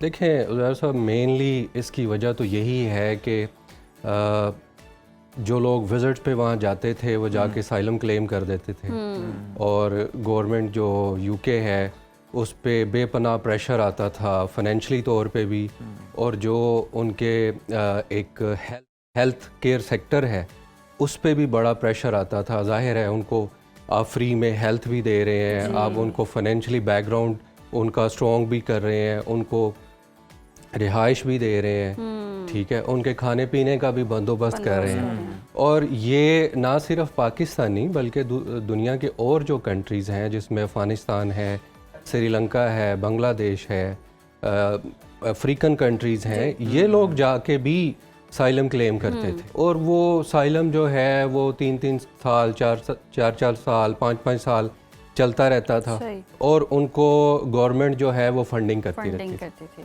तो उससे ये हुआ कि जो वहाँ के अपने जो उनके लोकल लोग हैं वो बड़े मुतासिर हो रहे थे। लाइक उनको अगर वो हॉस्पिटल जाते हैं तो वहाँ एक लंबी क्यू होती थी जिसमें अदर नेशनैलिटीज़ भी थी, तो उनको बड़ा वेट करना पड़ता था। या जो लोकल गोरा है उसको अपने फाइनेंशियली जो उसको पैसे मिलते थे गवर्नमेंट से उसमें भी कट ऑफ किया जा रहा था। तो उसका असर ये हुआ कि उन लोगों ने अपने होम कंट्री को छोड़ना शुरू कर दिया। ठीक है, वो ऑस्ट्रेलिया शिफ्ट हो गए, वो कनाडा शिफ्ट हो गए, ठीक है, तो इस पे जो लेबर गवर्नमेंट है इसने बड़ा फोकस किया। और आपने देखा कि जो इनकी वज़ीर दाखिला है शुबाना महमूद, उसने बड़ी सख्त इस पे नोटिस लिया और उसने मीडिया पे आके ये कहा कि अभी ये स्टार्ट है, अच्छा, इससे मजीद सख्तियाँ होंगी। अच्छा, उन्होंने किया क्या है कि जो भी बंदा असाइलम क्लेम करेगा किसी भी कंट्री से, वो उसको 2-2.5 साल वॉच किया जाएगा। अगर उसके होम कंट्री में उसके हालात बेहतर हो गए, उसको वापस रिटर्न किया जाएगा, जो कि पहले कभी भी नहीं था। ऐसा कभी भी नहीं होता कि जी आप एक दफ़ा असाइलम ले लें, बल्कि ये होता था कि उस कंट्री में उसका जाना अलाउ नहीं होता था। अब वो ये 2.5 साल में देखेंगे, अगर नहीं है ठीक हालात तो ठीक है, वरना उसको वापस अच्छा, इनाम साहब, जो हम देखते हैं कि नाकाम पनागुज़ीन अफराद हैं, उनके लिए अब मुल्क बदर के इम्कानात जो हैं वो कितने बढ़ जाएंगे? ये तो अब देखना पड़ेगा। अब आने वाले टाइम में हम देखेंगे कि क्या होता है। अच्छा, कुछ चीज़ें होती हैं हमने मैंने भी अपनी 23 इयर्स की हिस्ट्री में देखा है इन कंट्रीज़ में, बाज़ औक़ात ये वर्बली कुछ कहते हैं और प्रैक्टिकली कुछ और होता है। अच्छा, क्योंकि इन कंट्रीज़ में आपको पता है ह्यूमन राइट्स लॉज ये बड़े स्ट्रिक्ट हैं। ठीक है, अगर किसी ने पिटीशन फाइल कर दी, कोर्ट में ये केस चला गया, इस पे को डिले आ गया, ठीक है, इस पे को स्टे आ गया, तो ये चीज़ें फिर लेट हो जाती हैं। हाँ, अगर ये पार्लियामेंट से पास हो गया बिल तो फिर वो लॉ का हिस्सा बन जाएगा। राना साहब, ख़ानदानी ज़िंदगी के हवाले से कि सिर्फ करीबी रिश्तेदारों के लिए रियायत दी जाएगी और अगर आप अपना कवर ख़त्म कर देंगे, यानी पहले था कि आप काम नहीं करेंगे, जॉब नहीं करेंगे, सारा बंदोबस्त गवर्नमेंट देखेगी आपकी रिहाइश का, लेकिन अब इजाज़त दी गई है और कहा गया कि अगर आप ये करते हैं, आप जॉब करते हैं, आप अपनी अर्निंग करते हैं, तो फिर कुछ सालों के बाद आप अपनी फैमिली को भी स्पॉन्सर करके बुला सकते हैं। इस हवाले से क्या कवानीन आए? जी बिल्कुल, ये इन लोगों ने कहा है कि बजाय इसके कि आप घरों में बैठें और गवर्नमेंट ही आपको फंडिंग करती रहे, आपकी फाइनेंशियली चीज़ों को देखती रहे, तो अब उन्होंने कहा कि आप काम करें जी। अगर तो आप गवर्नमेंट बरतानिया के साथ उनकी हेल्प कर रहे हैं, काम भी कर रहे हैं, कोई ऐसा इनोवेशन लेके आ रहे हैं जिससे गवर्नमेंट बरतानिया की सपोर्ट भी हो रही है और आप अपना एक्सपेंस भी बियर कर रहे हैं जी, और एक अच्छे लेवल पे आप उसको बियर कर पा रहे हैं, तो आप अपनी फैमिली को भी ले आए। अच्छा, फैमिली पहले भी लोग ले जाते थे, उसके मुख्तलिफ वेज हैं, लेकिन अभी उन्होंने बाकायदा ये कह दिया है कि आप वर्क करें, काम करें, उसको अच्छे लेवल पे लेके आए, तो आप अपनी फैमिली को भी लेके आ सकते हैं। अच्छा, अच्छा इनाम साहब, जैसे होता है कि शादी करके लोग वहाँ रहते हैं और अगर किसी की बीवी वहाँ नहीं पहुँच पाती है, समटाइम ऐसे होता है शादी कर ली है, बंदा वहीं काम करे जा रहा है, औरत का वीज़ा ही नहीं लगता, तो इसमें आसानी होगी या मज़ीद कॉम्प्लिकेशंस हैं? नहीं, जो तो लीगल केसेस हैं, जैसे आपने ये स्पाउस केस हम उसको कहते हैं। अब स्पाउस में जो वहाँ के नेशनल है, पासपोर्ट होल्डर है, उसका तो कोई इतना बड़ा इशू नहीं है, 2-2.5 माह में वो अपनी वाइफ को ले जाते हैं। हाँ, उसके लिए इन्होंने ये रखा है कि एक इंग्लिश लैंग्वेज कोर्स कर दिया है। जैसे अगर यूके नेशनल कोई बंदा है तो उसको उसकी वाइफ को पाकिस्तान से, वाइफ है या हस्बैंड है, उसको वो टेस्ट जरूर पास करना है इंग्लिश का, लेकिन वो बड़े लो लेवल पे है, अंडर मैट्रिक लेवल का बंदा भी उसको पास कर लेता है। हाँ, ये आइल्स वगैरह से मुख्तलिफ है? नहीं, आइल्स ही है, आइल्स भी है और आइल्स का नेमल बदल और भी है, लेकिन है सारा इंग्लिश का ही टेस्ट। सही, उसमें B1 B2 कैटेगरीज हैं, उसमें डिपेंड करता है कि वो आप कौन सा देना चाह रहे हैं। होगा वो UKVI ही, उनको टेस्ट देना पड़ेगा। यानी कि नाम साहब, आप ये कह रहे हैं कि अब जो कंट्रीज है ना, वो ये कह रही हैं कि हमें फ़ायदा भी पहुंचाएं, अपना भी बोझ उठाएं और नुकसान जो भी करेगा उसको वो अलाउ नहीं करें। ऑब्वियसली आप अपने कंट्री में देख लें कि हमारी गवर्नमेंट भी चाह रही है कि मैक्सिमम पाकिस्तान में लोगों का बोझ हल्का किया जाए, पेंशन के मसाइल हैं और जो गवर्नमेंट पे लाइबिलिटीज आ रही हैं उनको कम से कम किया जाए, और यही उन मुल्कों में भी यही हो रहा है। अच्छा राना साहब, जो लोग इस मामले पर नज़र रखते हैं और इसको क्रिटिसाइज भी कर रहे हैं, वो ये कहते हैं कि आप पहले जो गैर कानूनी तरीके से लोग बरतानिया में दाखिल हुए हैं उनको तो आप रोक पाएँ, जो कि बड़ा मुश्किल काम है। वो कहते हैं कि छोटी कश्तियों के जरिए इंग्लिश चैनल को अबूर करने वालों की एक बड़ी तादाद है, और अभी रिसेंटली भी 2024 में भी बहुत बड़ी तादाद में लोग आए हैं, तो उसके लिए क्या कर रही है गवर्नमेंट और क्या ये तनकीद सही है? जी बिल्कुल ठीक है। फ्रांस के रास्ते छोटी फेरीज से लोग इंटर होते हैं, यूरोप से लोग आते हैं, वहाँ आयरलैंड जो दूसरे वाला आयरलैंड है, जो यूरोपियन आयरलैंड है, वहाँ से लोग इंटर होते हैं, और उस पे भी ये कानून लेके आ रहे हैं, और उसको ये काफ़ी सख्त इसके ऊपर पॉलिसी है, और जाहिर है अभी तो ज़ाहिर ये बिल्कुल स्टार्ट है, आने वाले दिनों में हम देखेंगे कि इस पे किस तरह से ये अमल दरामद करते हैं और कितनी सख्ती इस पे आती है, और उसका पाकिस्तानियों पे क्या असर होता है, क्योंकि हमारे पाकिस्तानी बहुत हैं वहाँ। जी जी, और जो ऑलरेडी असाइलम लेकर बैठे हैं उन पर भी सख्ती होगी, और ऐसे पॉसिबिलिटीज हैं कि उनको वापस अपने हाँ, मुल्क ये भेज आपका दिया बड़ा जाए। अच्छा क्वेश्चन है। मुझे यूके से बेशुमार कॉल्स आ रही हैं कि भाई हमने तो फलां 2 साल पहले अप्लाई किया हुआ है, हमारा तो टाइम बिल्कुल करीब आ गया। अच्छा, जिनका टाइम करीब आ गया या जिनका टाइम हो भी गया ना, उसको भी ये डिले करके बैठे हुए हैं। ओके, ये शायद उनको भी नए लॉ के अंदर ले आए। लॉ के अंदर लेकर ठीक है, इसीलिए उनका कोई डिसीजन नहीं दे रहे। हमारे बेशुमार फ्रेंड्स हैं जो मुझे पिछले दिनों बहुत ज़्यादा कॉल्स आई कि यार हमारा क्या बनेगा, और हमें भी ये शायद ये पिछले जो न्यू लॉ है उसके अंदर लाना चाह रहे हैं, हमारा कोई डिसीजन नहीं है। जैसे हमने राना साहब आपके साथ ही बल्कि डिस्कशन की थी कि पीआर के लिए भी इससे पहले जो किया गया था 10 साल का कर दिया गया था। हाँ जी, वो और वो भी केस जो थे वो डिले किए गए और उसके अंदर उन्होंने डाल दिए थे। अच्छा राना साहब, ये जो पनाह के लिए अपील का हक है इसको भी चेंज कर दिया गया है, सिर्फ एक बार अपील का हक दिया गया है जी। पहले ये कितनी बार था आपके पास अपील का राइट जिसको पहले आप अगर आपका एक दफ़ा डिक्लाइन हो जाता था, फिर आप दूसरी दफ़ा कर लेते थे, उसको थोड़ा बहुत चेंज करके अपना कोई लॉयर चेंज कर लेते थे, और आप कुछ कर लेते थे 3-4 दफ़ा इसको ना। अभी इन्होंने इस पर सख्ती कर दी है और ये कहते हैं कि एक दफ़ा अगर डिक्लाइन हो गया तो आपको अपने होम कंट्री वापस जाना पड़ेगा।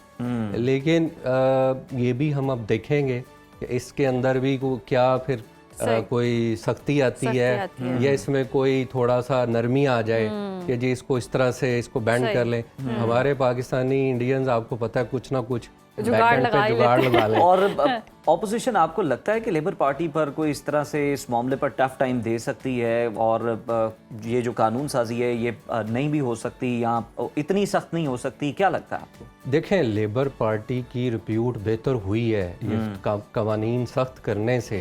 लेबर पार्टी की बेहतरी आई है। उस लोगों ने जो बरतानवी नेशनल लोग थे, जो वहाँ के लोकल थे गोरे, वो अपने होम कंट्री को छोड़ के ऑस्ट्रेलिया कनाडा शिफ्ट हो रहे थे। अच्छा, उनकी तादाद में बेहतरी आई है, वो वापस आ रहे हैं। तो उससे क्या हो रहा है कि लेबर पार्टी की अपनी रिप्यूट जो है, पार्टी रिप्यूट जो है, या लोगों में उनके लिए एक अच्छा जेस्टर जा रहा है वो कि लोग गोरे वापस आ रहे हैं, तो वो इसको फिलहाल तो वो उसको अपनाएंगे।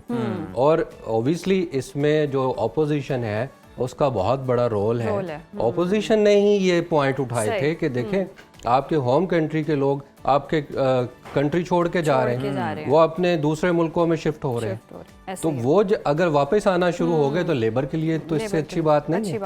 आप देखें उज़ैर के कनाडा में भी जो लेबर पार्टी है वो उनका भी यही हाल है। उन्होंने कैनेडियन गवर्नमेंट के कवानीन को सख्त किया, इमिग्रेंट्स जो कवानीन थे उनको सख्त किया। उससे जस्टिन ट्रूडो जो है उसने रिजाइन किया, अपनी गवर्नमेंट लेबर ने बचाई, वज़ीर आज़म चेंज किया और कवानीन में सख्ती लेके आए।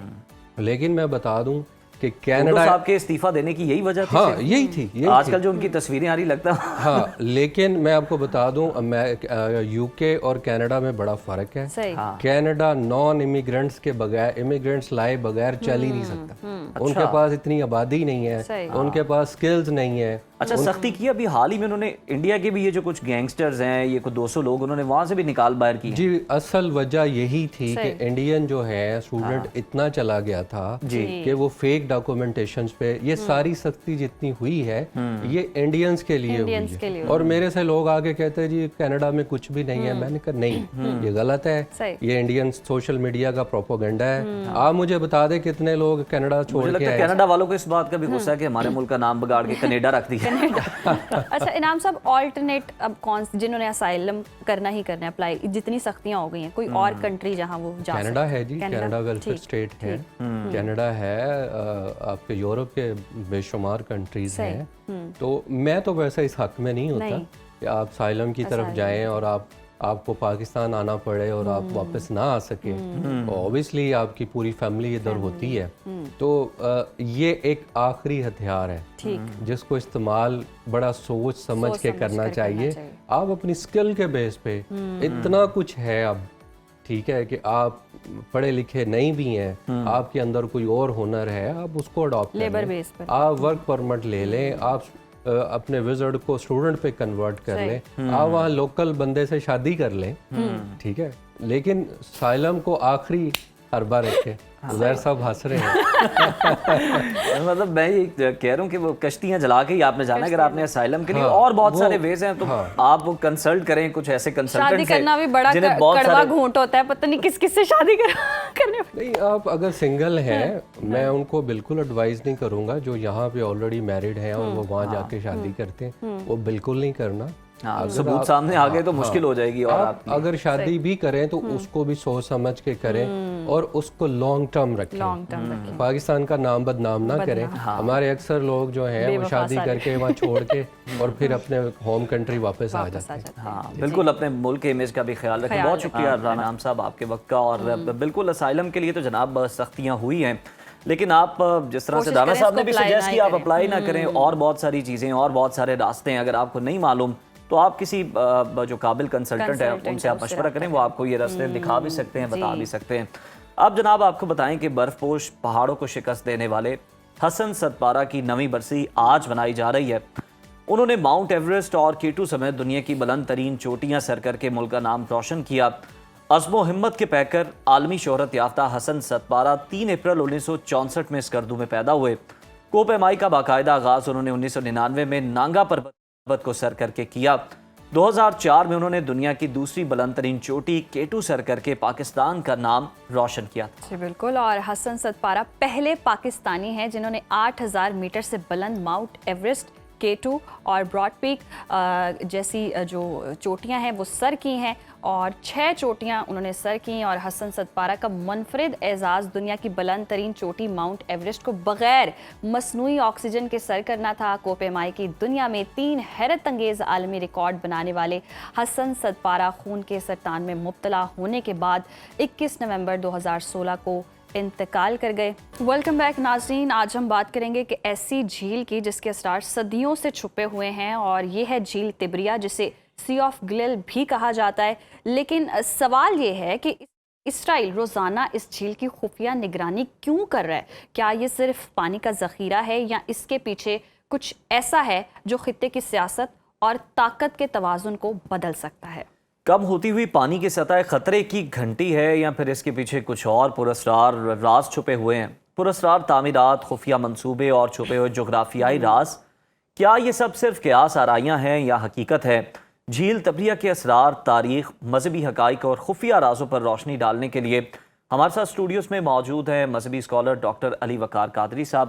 علی صاحب آپ کو خوش آمدید کہتے ہیں۔ سر، یہ اسرائیل روزانہ جھیل تبریہ کی نگرانی کیوں کر رہا ہے؟ ذرا اس کا پہلے بیک گراؤنڈ آپ بتائیے گا، پھر ہم اس کی طرف آتے ہیں کہ اسرائیل کا اس سے کیا لنک ہے۔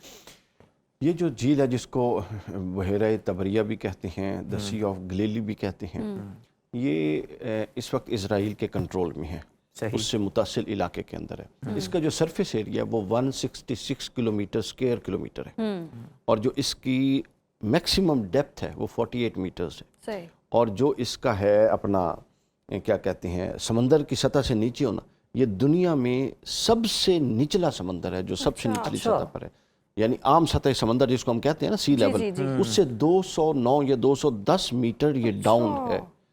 تو یہ جو سائنٹسٹ ہے وہ یہ کہتے ہیں کہ اتنی ڈاؤن سطح پہ سمندر کا سروائیول یہ خود ایک میریکل ہے، اس سے کم نہیں ہے اچھا ٹیکنیکلی۔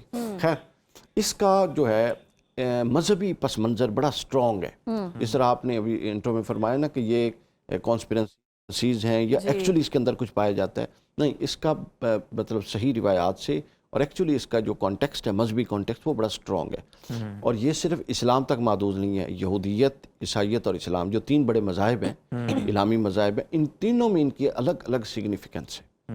یہودیت میں ان کی سگنیفیکنس یہ ہے کہ یہودیوں کا یہ ماننا ہے کہ جب وہ فلسطین، مصر سے ہجرت کر کے ارض مقدس میں آئے تھے یہاں پر، تو پہلے ان کے 2 قبیلے جہاں آباد ہوئے تھے وہ اس نہر کا کنارہ تھا, اس جھیل کے کنارہ تھا. اچھا اوکے. ٹھیک ہو گیا. تو وہ نفتالی اور ایک زولون, دو ان کے قبیلے تھے جو وہاں پر آباد ہوئے تھے, اور یہ دونوں قبیلے اس وقت بھی اسرائیل میں سب سے سٹرونگ ہیں کاسٹ یا اس حیثیت کے. پھر اس کے بعد وہ ان کا یہ کانسیپٹ ہے کہ اس کا ارد گرد بابرکت ہے سارا کا سارا, سمجھ آئیے, اور وہ اس کو طاقت کے توازن کے حوالے سے دیکھتے ہیں. ٹھیک ہے. اچھا یہ ان کا کانسیپٹ ہے, لیکن میں آپ کو ایک ہسٹوریکل فیکٹ بتاؤں جو میری اپنی اسٹڈی ہے, یعنی کسی کتاب میں نہیں لکھا ہوا. یہ جو پورا ایریا ہے نا, فلسطین, غزہ, یہ سارا سی آف گلیلی اور یہ سارا, یہ ایک ایسا ایریا ہے کہ جس کے پاس یہ رہا ہسٹوریکلی, اس کا دنیا پر کنٹرول رہا. اچھا. اسلام سے پہلے اسلام سے پہلے یہ رومنز کے پاس تھا, صحیح, اور رومنز کا کنٹرول تھا. حضرت عمر کے دور میں رومنز کو حضرت عمر نے گرا دیا اور اسلام کا کنٹرول آ گیا اس علاقے پر. اسلام نے پوری دنیا پر کب تک حکومت کی؟ تقریباً 1200 سال. اس کے بعد نوآبادیاتی نظام, دوسری جنگ عظیم کے بعد اس کا کنٹرول مسلمانوں سے خلافت عثمانیہ کے خاتمے کے ساتھ نکل گیا اور واپس کسی تیسری قوت کے پاس چلا گیا. اور آج آپ دیکھیں اناؤنسڈ یا ان اناؤنسڈ پوری دنیا پر کنٹرول اسی کا ہے. صحیح. یعنی اس خطے کے اندر کچھ ایسا ہے جو اس کو پا لیتا ہے, وہ پھر دنیا پر راج کرتا ہے. اچھا اب یہ فیکچول بات ہے, یعنی ہسٹری سے بھی اوپر رومن سے بھی اوپر چلے جائیں تو پرشینز کا راج تھا اس وقت, وہ وہاں پر تھے. تو اس طرح کر کے اچھا اب اس کا یہ ہے یہودیت کے اندر. کرسچنز کے اندر اس کی بڑی امپورٹنس ہے. حضرت عیسیٰ علیہ السلام موجودہ بائبل کے اندر اس کے حضرت عیسیٰ علیہ السلام کے بہت سارے معجزات ایسے ہیں جس کا ظہور اس نہر کے اندر ہوا. یعنی یہ وہ پانی پر چلنا حضرت عیسیٰ کا ایک معجزہ ہے, بیان کیا جاتا ہے. حضرت عیسیٰ جس نہر میں پانی پر چلے وہ یہ والی ہے, اس کے علاوہ نہیں. تو یہاں پر وہ نہر تھی اور ادھر حضرت عیسیٰ کے حواری تھے, تو معجزتاً حضرت عیسیٰ پانی پر چل کے گئے تھے, تو وہ یہ والی نہر. اس کے بعد دوسرا وہ یہ کہتے ہیں کہ مچھلیوں کا معجزہ حضرت عیسیٰ کا بڑا مشہور ہے, چونکہ آپ کو پتہ ہے حواری اور یہ سارا بنی اسرائیل, ان کی ایکچولی جو انحصار تھا وہ فشنگ پر, ماہی گیری پر تھا. تو حضرت عیسیٰ علیہ السلام کی دعا سے ایک ایسا معجزہ برپا ہوا کہ بہت ساری مچھلیاں آئیں اور حواریوں نے پکڑ لی, وہ بھی اسی کے اندر ہوا. پھر تیسرا حضرت عیسیٰ کا بائبل کے اندر ایک معجزہ لکھا ہوا ہے کہ حضرت عیسیٰ علیہ السلام نے ایک بہت بڑے سٹارم کو, طوفان کو کنٹرول کیا.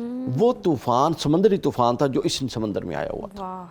تو لہٰذا عیسائی اس سے متعلق عقیدت رکھتے ہیں, اور کرسچنز کا ایک یہ طریقہ کار ہے ان کے پوپس کا کہ وہ جہاں پر جاتے ہیں اس علاقے میں اگر جائیں تو وہ زیارت کے لیے اس جھیل پہ جاتے ہیں, اور وہ اس کو مجرب سمجھتے ہیں کہ جہاں ان کی دعائیں قبول ہوتی ہیں. اب آ جائیں اسلام کی طرف. صحیح. اسلام کا بھی اس کے ساتھ بڑا گہرا اور ثابت شدہ تعلق ہے. صحیح مسلم کی ایک حدیث ہے, حضور نبی اکرم صلی اللہ علیہ وسلم نماز پڑھا کے آپ کے چہرے پر مسکراہٹ تھی. آپ نے صحابہ کرام کو فرمایا کہ آج میں تمہیں وہ بات بتاؤں گا جو میں نے اس سے پہلے بتائی, لیکن ابھی میرا ایک صحابی ابو موسیٰ اشعری, حضرت تمیم داری, ابو موسیٰ اشعری تمیم داری, جو نصرانی کرسچن سے مسلمان ہوئے, انہوں نے بھی یہ بات سنائی جبکہ مجھے تو اللہ نے بتائی کہ میں تمہیں بتا بیٹھا تھا. اب تصدیق کے طور پہ وہ بات بتانے والا, بات بڑی زبردست ہے.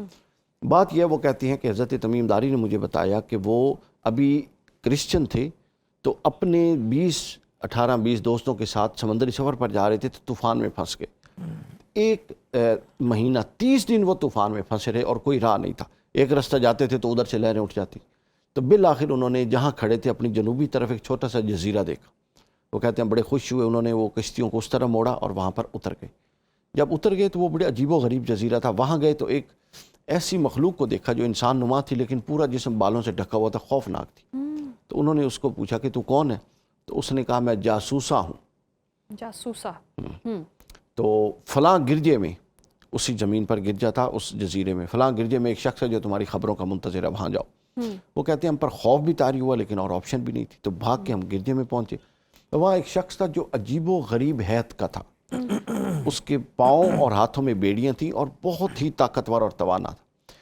قبل اس کے وہ کہتے ہیں کہ ہم کچھ پوچھتے, اس کا اتنا روب اور دبدبہ تھا ہم پر طاری ہوا کہ وہ جو پوچھتا گیا ہم نے اس کے جواب دیے. اس نے کہا مجھے بتاؤ, شام میں ایک علاقہ ہے بیسان بستی ہے, اس میں کھجوروں کے درختوں نے کھجوریں دینی بند کر دی ہیں یا دے رہی ہیں؟ انہوں نے کہا جی ابھی دے رہی ہیں. اس شخص نے کہا ان قریب بند کر دیں گے. پھر اس نے کہا کہ شام میں ایک چشمہ ہے زغر, ٹھیک, کیا وہ ابھی اپنے نواحی علاقوں کو پانی سے سیراب کر رہا ہے یا اس کا پانی خشک ہو چکا ہے؟ انہوں نے کہا نہیں ابھی کر رہا ہے. उसने कहा अनकरीब खुश्क हो जाएगा। खुश्क हो जाएगा। फिर उसने कहा अच्छा ये बताओ बहरे तिबरिया का पानी खुश्क हो गया है या अभी मौजूद है? उन्होंने कहा अभी मौजूद है, हम तो उसी से निकल के आए। तो उसने कहा अनकरीब ये भी खुश्क हो जाएगा। खुश्क हो जाएगा। फिर उसने कहा अच्छा बताओ नबी ख़ातम की क्या बात है? उसने कहा जी वो आ गए हैं, एक नबी हैं, अरब में आए हैं, चूँकि ये खुद उस वक्त मुसलमान नहीं थे, उन्होंने ऐलान कर दिया। तो वो कहते हैं इस बात पर वो खुश हुआ और कूदा उछले, कहता अब मेरा वक्त करीब आ गया है निकलने का। उन्होंने कहा तूने सारा कुछ हमसे पूछ लिया, हमें भी बता। तो उसने अपना तारुफ कराया, मेरा नाम मसीह दज्जाल है, मैं दज्जाल हूँ, अल्लाह ताला ने मुझे यहाँ कैद करके रखा हुआ है और मेरा वक्त नबी आखिर ज़मां के वक्त के साथ जुड़ा हुआ था। अब वो आए हैं तो मैं इसलिए खुश हुआ हूँ कि अब मेरे निकलने का दौर करीब है, मैं निकलूँगा, ठीक है, और मैं निकल के पूरी दुनिया का 40 दिन में चक्कर लगाऊंगा, हर शहर में जाऊंगा, लोगों पर एक फितना बर्पा करूंगा, सिवाय मक्का और मदीना के वहाँ मलाइका मुझे नहीं जाने देंगे। तो ये उसने ये पूरा पस मंज़र बताया। फिर दूसरा बहरिया तिबरिया का सही मुस्लिम ही की एक और हदीस में जिक्र है याजूज और माजूज के तनासुर। अच्छा, कि जब हज़ूर सल्लल्लाहु अलैहि वसल्लम ने फरमाया याजूज माजूज निकलेंगे, दुनिया में तबाही मचाते आएंगे, उनके रास्ते में ये समंदर आएगा, झील आएगी बहरिया तिबरिया। तो वो इसका पानी वो इतनी मतलब हौलनाक और खौफनाक मखलूक होगी, लोगों को मार देंगे और समंदरों का पानी इसका पानी पी जाएंगे, हत्ता कि यूं ये ज़मीन खुश्क हो जाएगी कि पीछे आने वाले कहेंगे यहाँ तो झील थी वो किधर गई। ठीक है, तो यानी दूसरा इस तनाजुर में जिक्र। तो लिहाजा इसके जितने भी जिक्र पाए जाते हैं इस्लामिक कॉन्टेक्स्ट में, उसका ताल्लुक आखिरत के साथ, वक़ूए क़यामत के साथ, खरूज दज्जाल के साथ, खरूज याजूज माजूज के साथ और इस नौइयत की दीगर चीज़ों के साथ इसका ताल्लुक तो यही वजह है कि पानी में अब कमी हो रही है और दज्जाल इसके खुश्क होने का इंतज़ार कर रहा है। हाँ, अब ये एक है कि वो इसके खुश्क होने का इंतज़ार कर रहे हैं, लेकिन दज्जाल को चूँकि अपना जिस तरह हम मुंतज़िर हैं इमाम महदी के, यहूद मुंतज़िर हैं दज्जाल के, वो उसको मसीह दज्जाल कहते हैं। जिस तरह हमारे मसीह इमाम महदी हैं, उनके मसीह दज्जाल हैं।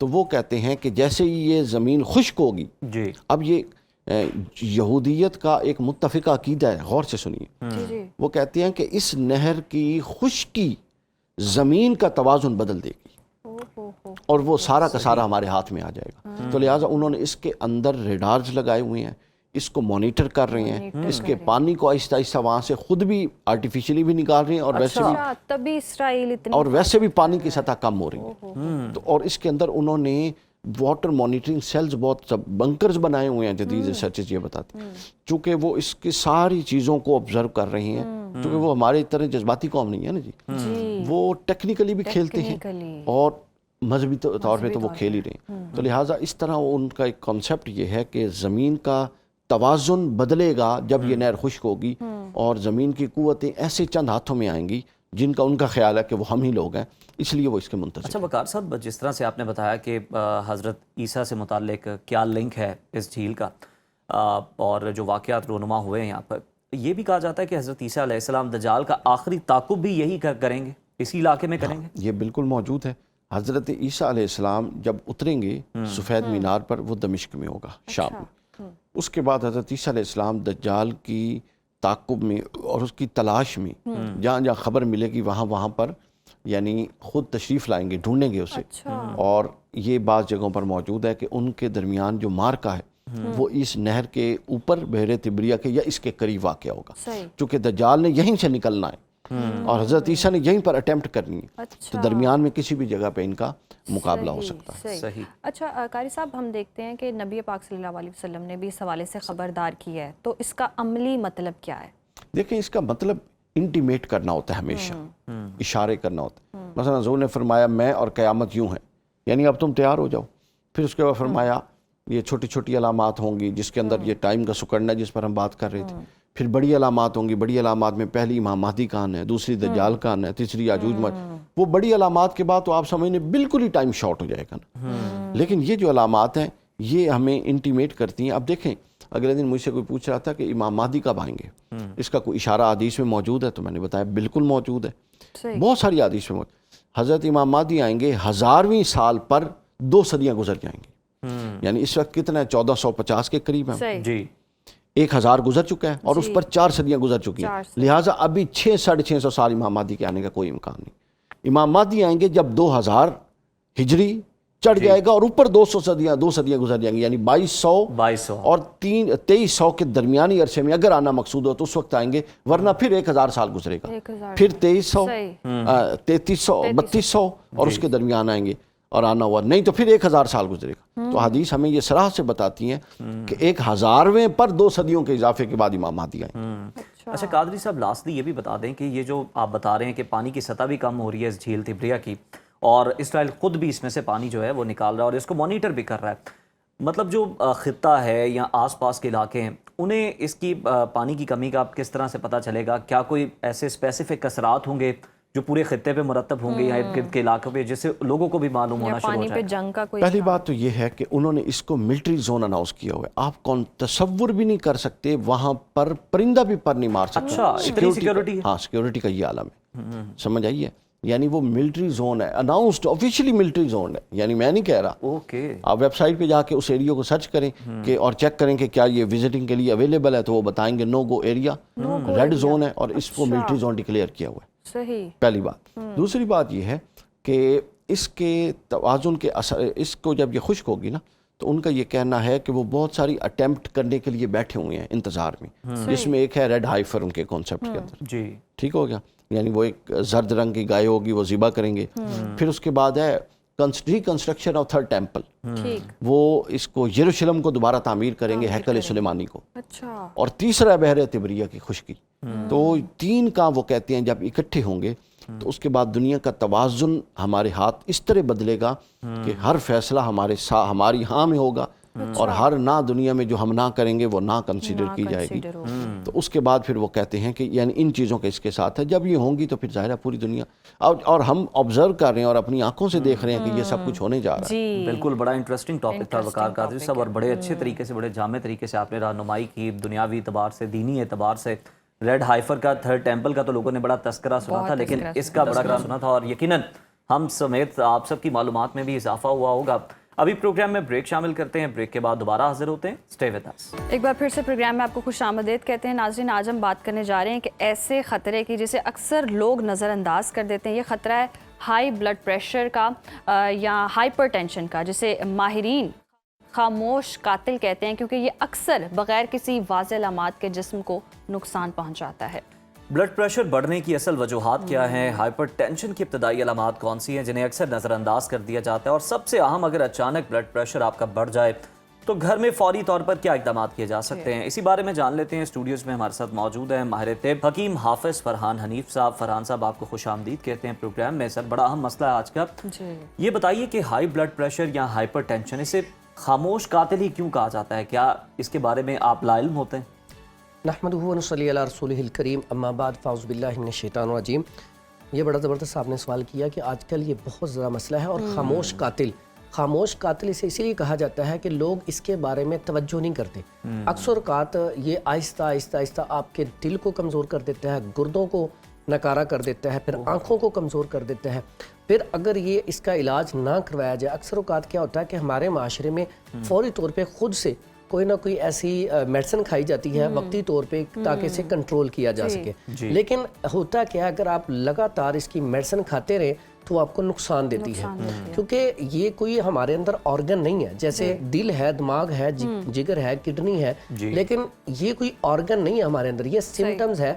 जैसे गाड़ी हम लेते हैं, ऑटोमेटिक गाड़ी, तो वहाँ पे वो सेंसर का निशान शो हो जाता है कि आप पे कोई फॉल्ट आ रहा है, तो ठीक है, हम फिर जाके चेक करवाते हैं किस जगह पे फॉल्ट है। वो फॉल्ट निकल जाए तो वो लाइट चलना बंद हो जाती है। इसी तरह ये आपको एक जो है ना निशानी देता है, सिम्टम्स देता है कि आपका बीपी हाई हो रहा है, तो आप अपने जाके गुर्दों के टेस्ट करवाएं, RFT या कोलेस्ट्रॉल अपना चेक करवाएं, लिपिड प्रोफाइल टेस्ट करवाएं, या आप किस वजह से हो रहा है उस वजह, उस सबब को दूर करें तो आपका बीपी बिल्कुल नॉर्मल रहना शुरू हो जाता है। तो ये इसकी जो अलामात है ना, अक्सर औक़ात कहता है सर दर्द रहना शुरू होता है, ठीक है, और चिड़चिड़ापन, गुस्सा, जिद और गैस्ट्रिक प्रॉब्लम रहना शुरू हो जाती है। बाज़ औक़ात इससे इंसान को यूरिन भी कम आना शुरू हो जाता है। इसके अलावा ये नुकसान क्या करता है, ठीक है, और पहले तो आम रूटीन में देखा जाए तो आजकल ये नौजवानों में बहुत ज़्यादा हो गया। उसकी बुनियादी वजह क्या है? एक तो स्ट्रेस बहुत ज़्यादा, और जॉब बाज़ औक़ात इंसान जॉब पे होता है, टेंशन परेशानी, आप मीडिया के लोग हैं, बाज़ औक़ात ऐसी कोई पोजीशन आ जाती है उसमें आप बहुत ज़्यादा स्ट्रेस में चले जाते हैं, तो ये भी एक सबब है। इसी तरह अगर हम देखा जाए फास्ट फूड, जंक फूड का इस्तेमाल बहुत ज़्यादा हो गया। इसी तरह हम क्या करते हैं कि ग़ज़ा खा लेते हैं लेकिन डाइजेस्ट नहीं कर पाते। पार्कों में आप देखिए रौनक नहीं है। पहले लोग क्या करते थे कि एक्सरसाइज करते थे, और एक्सरसाइज इतना अच्छा इलाज है। मैं कहता हूँ अगर आप सुबह के टाइम पे, अगर आपका बीपी हर टाइम ज़्यादा रहना शुरू हो गया, आप सुबह टाइम वॉक करना शुरू कर दें और नंगे पाँव थोड़ी देर चलें, और एक्सरसाइज करने से आपका बीपी नॉर्मल रहना शुरू हो जाता है। और ये सबसे बड़ा जो 5 ज़्यादा नुकसानात करता है, उनमें सबसे पहला ये नुकसान करता है, आपको स्ट्रोक कर सकता है। फालिज का अटैक जब भी होगा, बीपी शूट होने की वजह से 98% इस वजह से होता है। दूसरा, आपकी आंखों को कमज़ोर करता है। तीसरे नंबर पे दिल का अटैक, दिल का अटैक भी अक्सर औकात इसी वजह से होता है जब आपका बीपी। और इसके अलावा ये जिगर को कमज़ोर करता है, आपके पाँव के ऊपर सोजन आना शुरू हो जाती है, किडनियों के ऊपर वर्म आ जाते हैं। ये इसकी ये अलामात ऐसी हैं 5-6। गुस्से का भी कहा जाता है कि इससे बड़ा लिंक होता है, गुस्से की वजह से भी ये आपका ब्लड प्रेशर हाई होता है और मसाइल होते हैं आपको। अब आपको स्ट्रोक कभी भी, आपको फालिज वाला को पेशेंट, मैंने तो बहुत सारे चेक किए हैं, फालिज वाला मरीज गुस्से की वजह से, जब वो गुस्सा हद से ज़्यादा क्रॉस करता है तो शरीयानें फट जाती हैं, ब्रेन हेमरेज हो जाता है और आगे स्ट्रोक फालिज में चला जाता है। तो इसलिए गुस्सा कंट्रोल करने के लिए जैसे हमारे प्यारे नबी हज़रत मोहम्मद सल्लल्लाहु अलैहि वसल्लम ने तरीका सिखलाया है कि अगर आप खड़े हैं तो बैठ जाएं, बैठे हैं तो खड़े हो जाएं, नहीं तो पानी का 1-2 घूंट पी लें, औज़ु बिल्लाहि मिनश शैतानिर रजीम पढ़ें। तो ये ऐसे मामला है फौरी तौर पे, क्योंकि पहले जो चंद सेकंड है ना, उनमें जो आपके दिमाग में है उसको ना करें। अगर आप पहले चंद सेकंड गुजार लेंगे तो इंशाल्लाह उसे मसला। अच्छा, किसी को अगर खुदा ना खास्ता हो जाता है, ब्लड प्रेशर का मसला, हाइपरटेंशन का, तो घर में ऐसी कौन सी चीज़ें हैं, किस तरह से फौरी तौर पर जो है उसको नॉर्मल किया जा सकता है? अच्छा, सबसे पहली बात तो ये कि घरों में ना ये लहसुन देसी पड़ा होता है, ये इतना ज़बरदस्त है, खून की रवानी को तेज़ करता है। अब खून जब गाढ़ा हो जाता है उसकी वजह से ब्लड प्रेशर शूट करना शुरू हो जाता है, तो उसके लिए ये इतना ज़बरदस्त है। 1 से 2 तुरी आप सुबह के टाइम पे चबा लें, या अगर आपका फौरी भी हाई हुआ है तो उसी टाइम भी ये फौरी तौर पे कंट्रोल कर देता है। इसका आप कहवा बना के भी इस्तेमाल कर सकते हैं, शहद मिला के वैसे भी इस्तेमाल कर सकते हैं।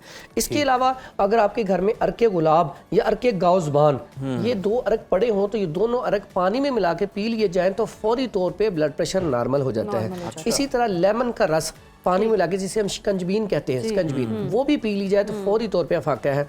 इसी तरह घरों में सब्ज इलायची बड़ी होती है, तो आप दूध ठंडा करें, गर्म करें, उसमें इलायची डाल दें, उसे ठंडा करके अगर दूध पी लिया जाए इलायची वाला, फौरी तौर पे आपका ब्लड प्रेशर नॉर्मल हो जाता है। ये फौरी कंट्रोल करने के लिए ये चीज़ें हैं, इससे आप फौरी तौर पे कंट्रोल कर सकते हैं। अच्छा फरहान साहब, किस उम्र में ज़्यादा ख़तरा बढ़ जाता है ब्लड प्रेशर के बढ़ने का? हम देखते हैं अब तो खैर नौजवानों में भी बहुत ज़्यादा इश्यूज़ आ रहे हैं इस तरह के। पहले तो आप देखें, अब जितने भी पेशेंट 40 साल जो क्रॉस करते हैं ना, उसमें इसका खतरा बहुत ज़्यादा बढ़ जाता है। उसमें ऐसा होता है कि अक्सर औकात लोग ऐसी चीज़ें, ग़ज़ाएँ इस्तेमाल करते हैं, जैसे चाय है, कॉफ़ी है, इसका इस्तेमाल बहुत करते हैं। पानी कम पिया जाता है, और इसमें होता है क्या कि जब आपकी एज 40 से प्लस जाती है, आपका मिजाज खुश्क सर्द हो जाता है। तो आप देखती हैं अक्सर औकात बूढ़े जो लोग होते हैं उनको कॉन्स्टिपेशन का इशू होता है, रात को सोते नहीं है, फिर पूरा दिन वो फिर घर में कोई ना कोई किसी न किसी बात पे लड़ते रहते हैं, गुस्सा, चिड़चिड़ापन, जिद।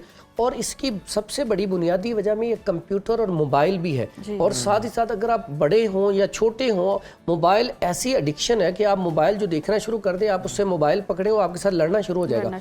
तो रात देर तक जागना, इसकी वजह से भी ब्लड प्रेशर बड़ा ज्यादा शुरू हो जाता है। शिकायत ये भी आती है कुछ को नींद ही नहीं आती, तो क्या करें टाइम? तो इसके लिए एक तो नींद के लिए बड़ी आसान सी चीज़ है खशखाश, अल्लाह ताला ने बड़ी बेहतरीन चीज़ बनाई है।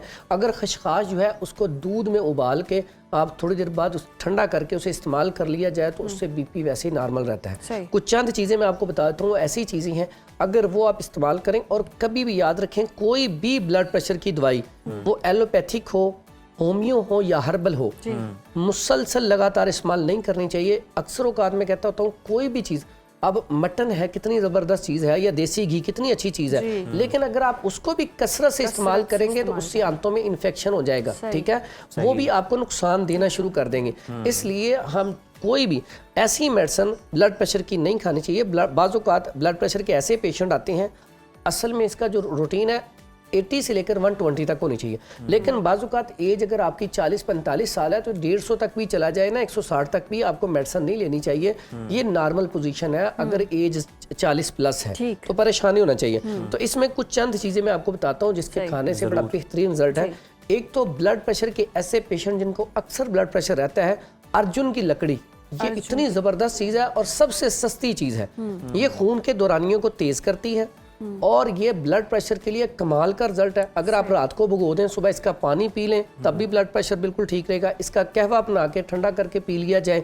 उसके अलावा ये दिल के लिए, और अगर ये मुसलसल इस्तेमाल करें तो इससे हार्ट अटैक भी नहीं होगा, ठीक है, और स्ट्रोक की तरफ तबीयत नहीं जाएगी। यानी कि एक चीज़ है, इलाज कितने अच्छे हैं। उसके बाद ये अगर आप मुरब्बा खाना चाहें तो मुरब्बे में मुरब्बा बही, इसको सफर जल भी कहा गया है और इसका अहादीस में भी जिक्र आता है। इतना मज़ेदार होता है, टेस्टी होता है। अगर ये मुरब्बा बही इस्तेमाल किया जाए तो आपका ब्लड प्रेशर हाई नहीं होगा और ये साथ गर्मी को भी कंट्रोल करता है। उसके अलावा अगर आप साथ ये मुरब्बा सेब जो है, ये दिल का, वैसे भी इसको दिल के लिए बड़ा बेहतरीन गिना जाता है। बाज़ों का ऐसा होता है कि आप बाहर हैं, आपका बीपी शूट हो रहा है और आपका हाथ थोड़ा सा कांपना शुरू हो गया है, तो समझ लिया आपकी तबीयत फालिज की तरफ जा रही है। फौरी तौर पे आप एप्पल लेके खा लें या एप्पल का जूस पी लें। कुछ लोगों को शुगर भी होती है और ब्लड प्रेशर, वो ये मुरब्बे खा सकते हैं? उनके लिए वो मुरब्बा ना इस्तेमाल करें। उसके लिए मैंने अर्जुन का कह दिया, साथ ही वो एप्पल, ताज़ा एप्पल लेके खा लें, फौरी तौर पे उससे फ़र्क पड़ जाएगा।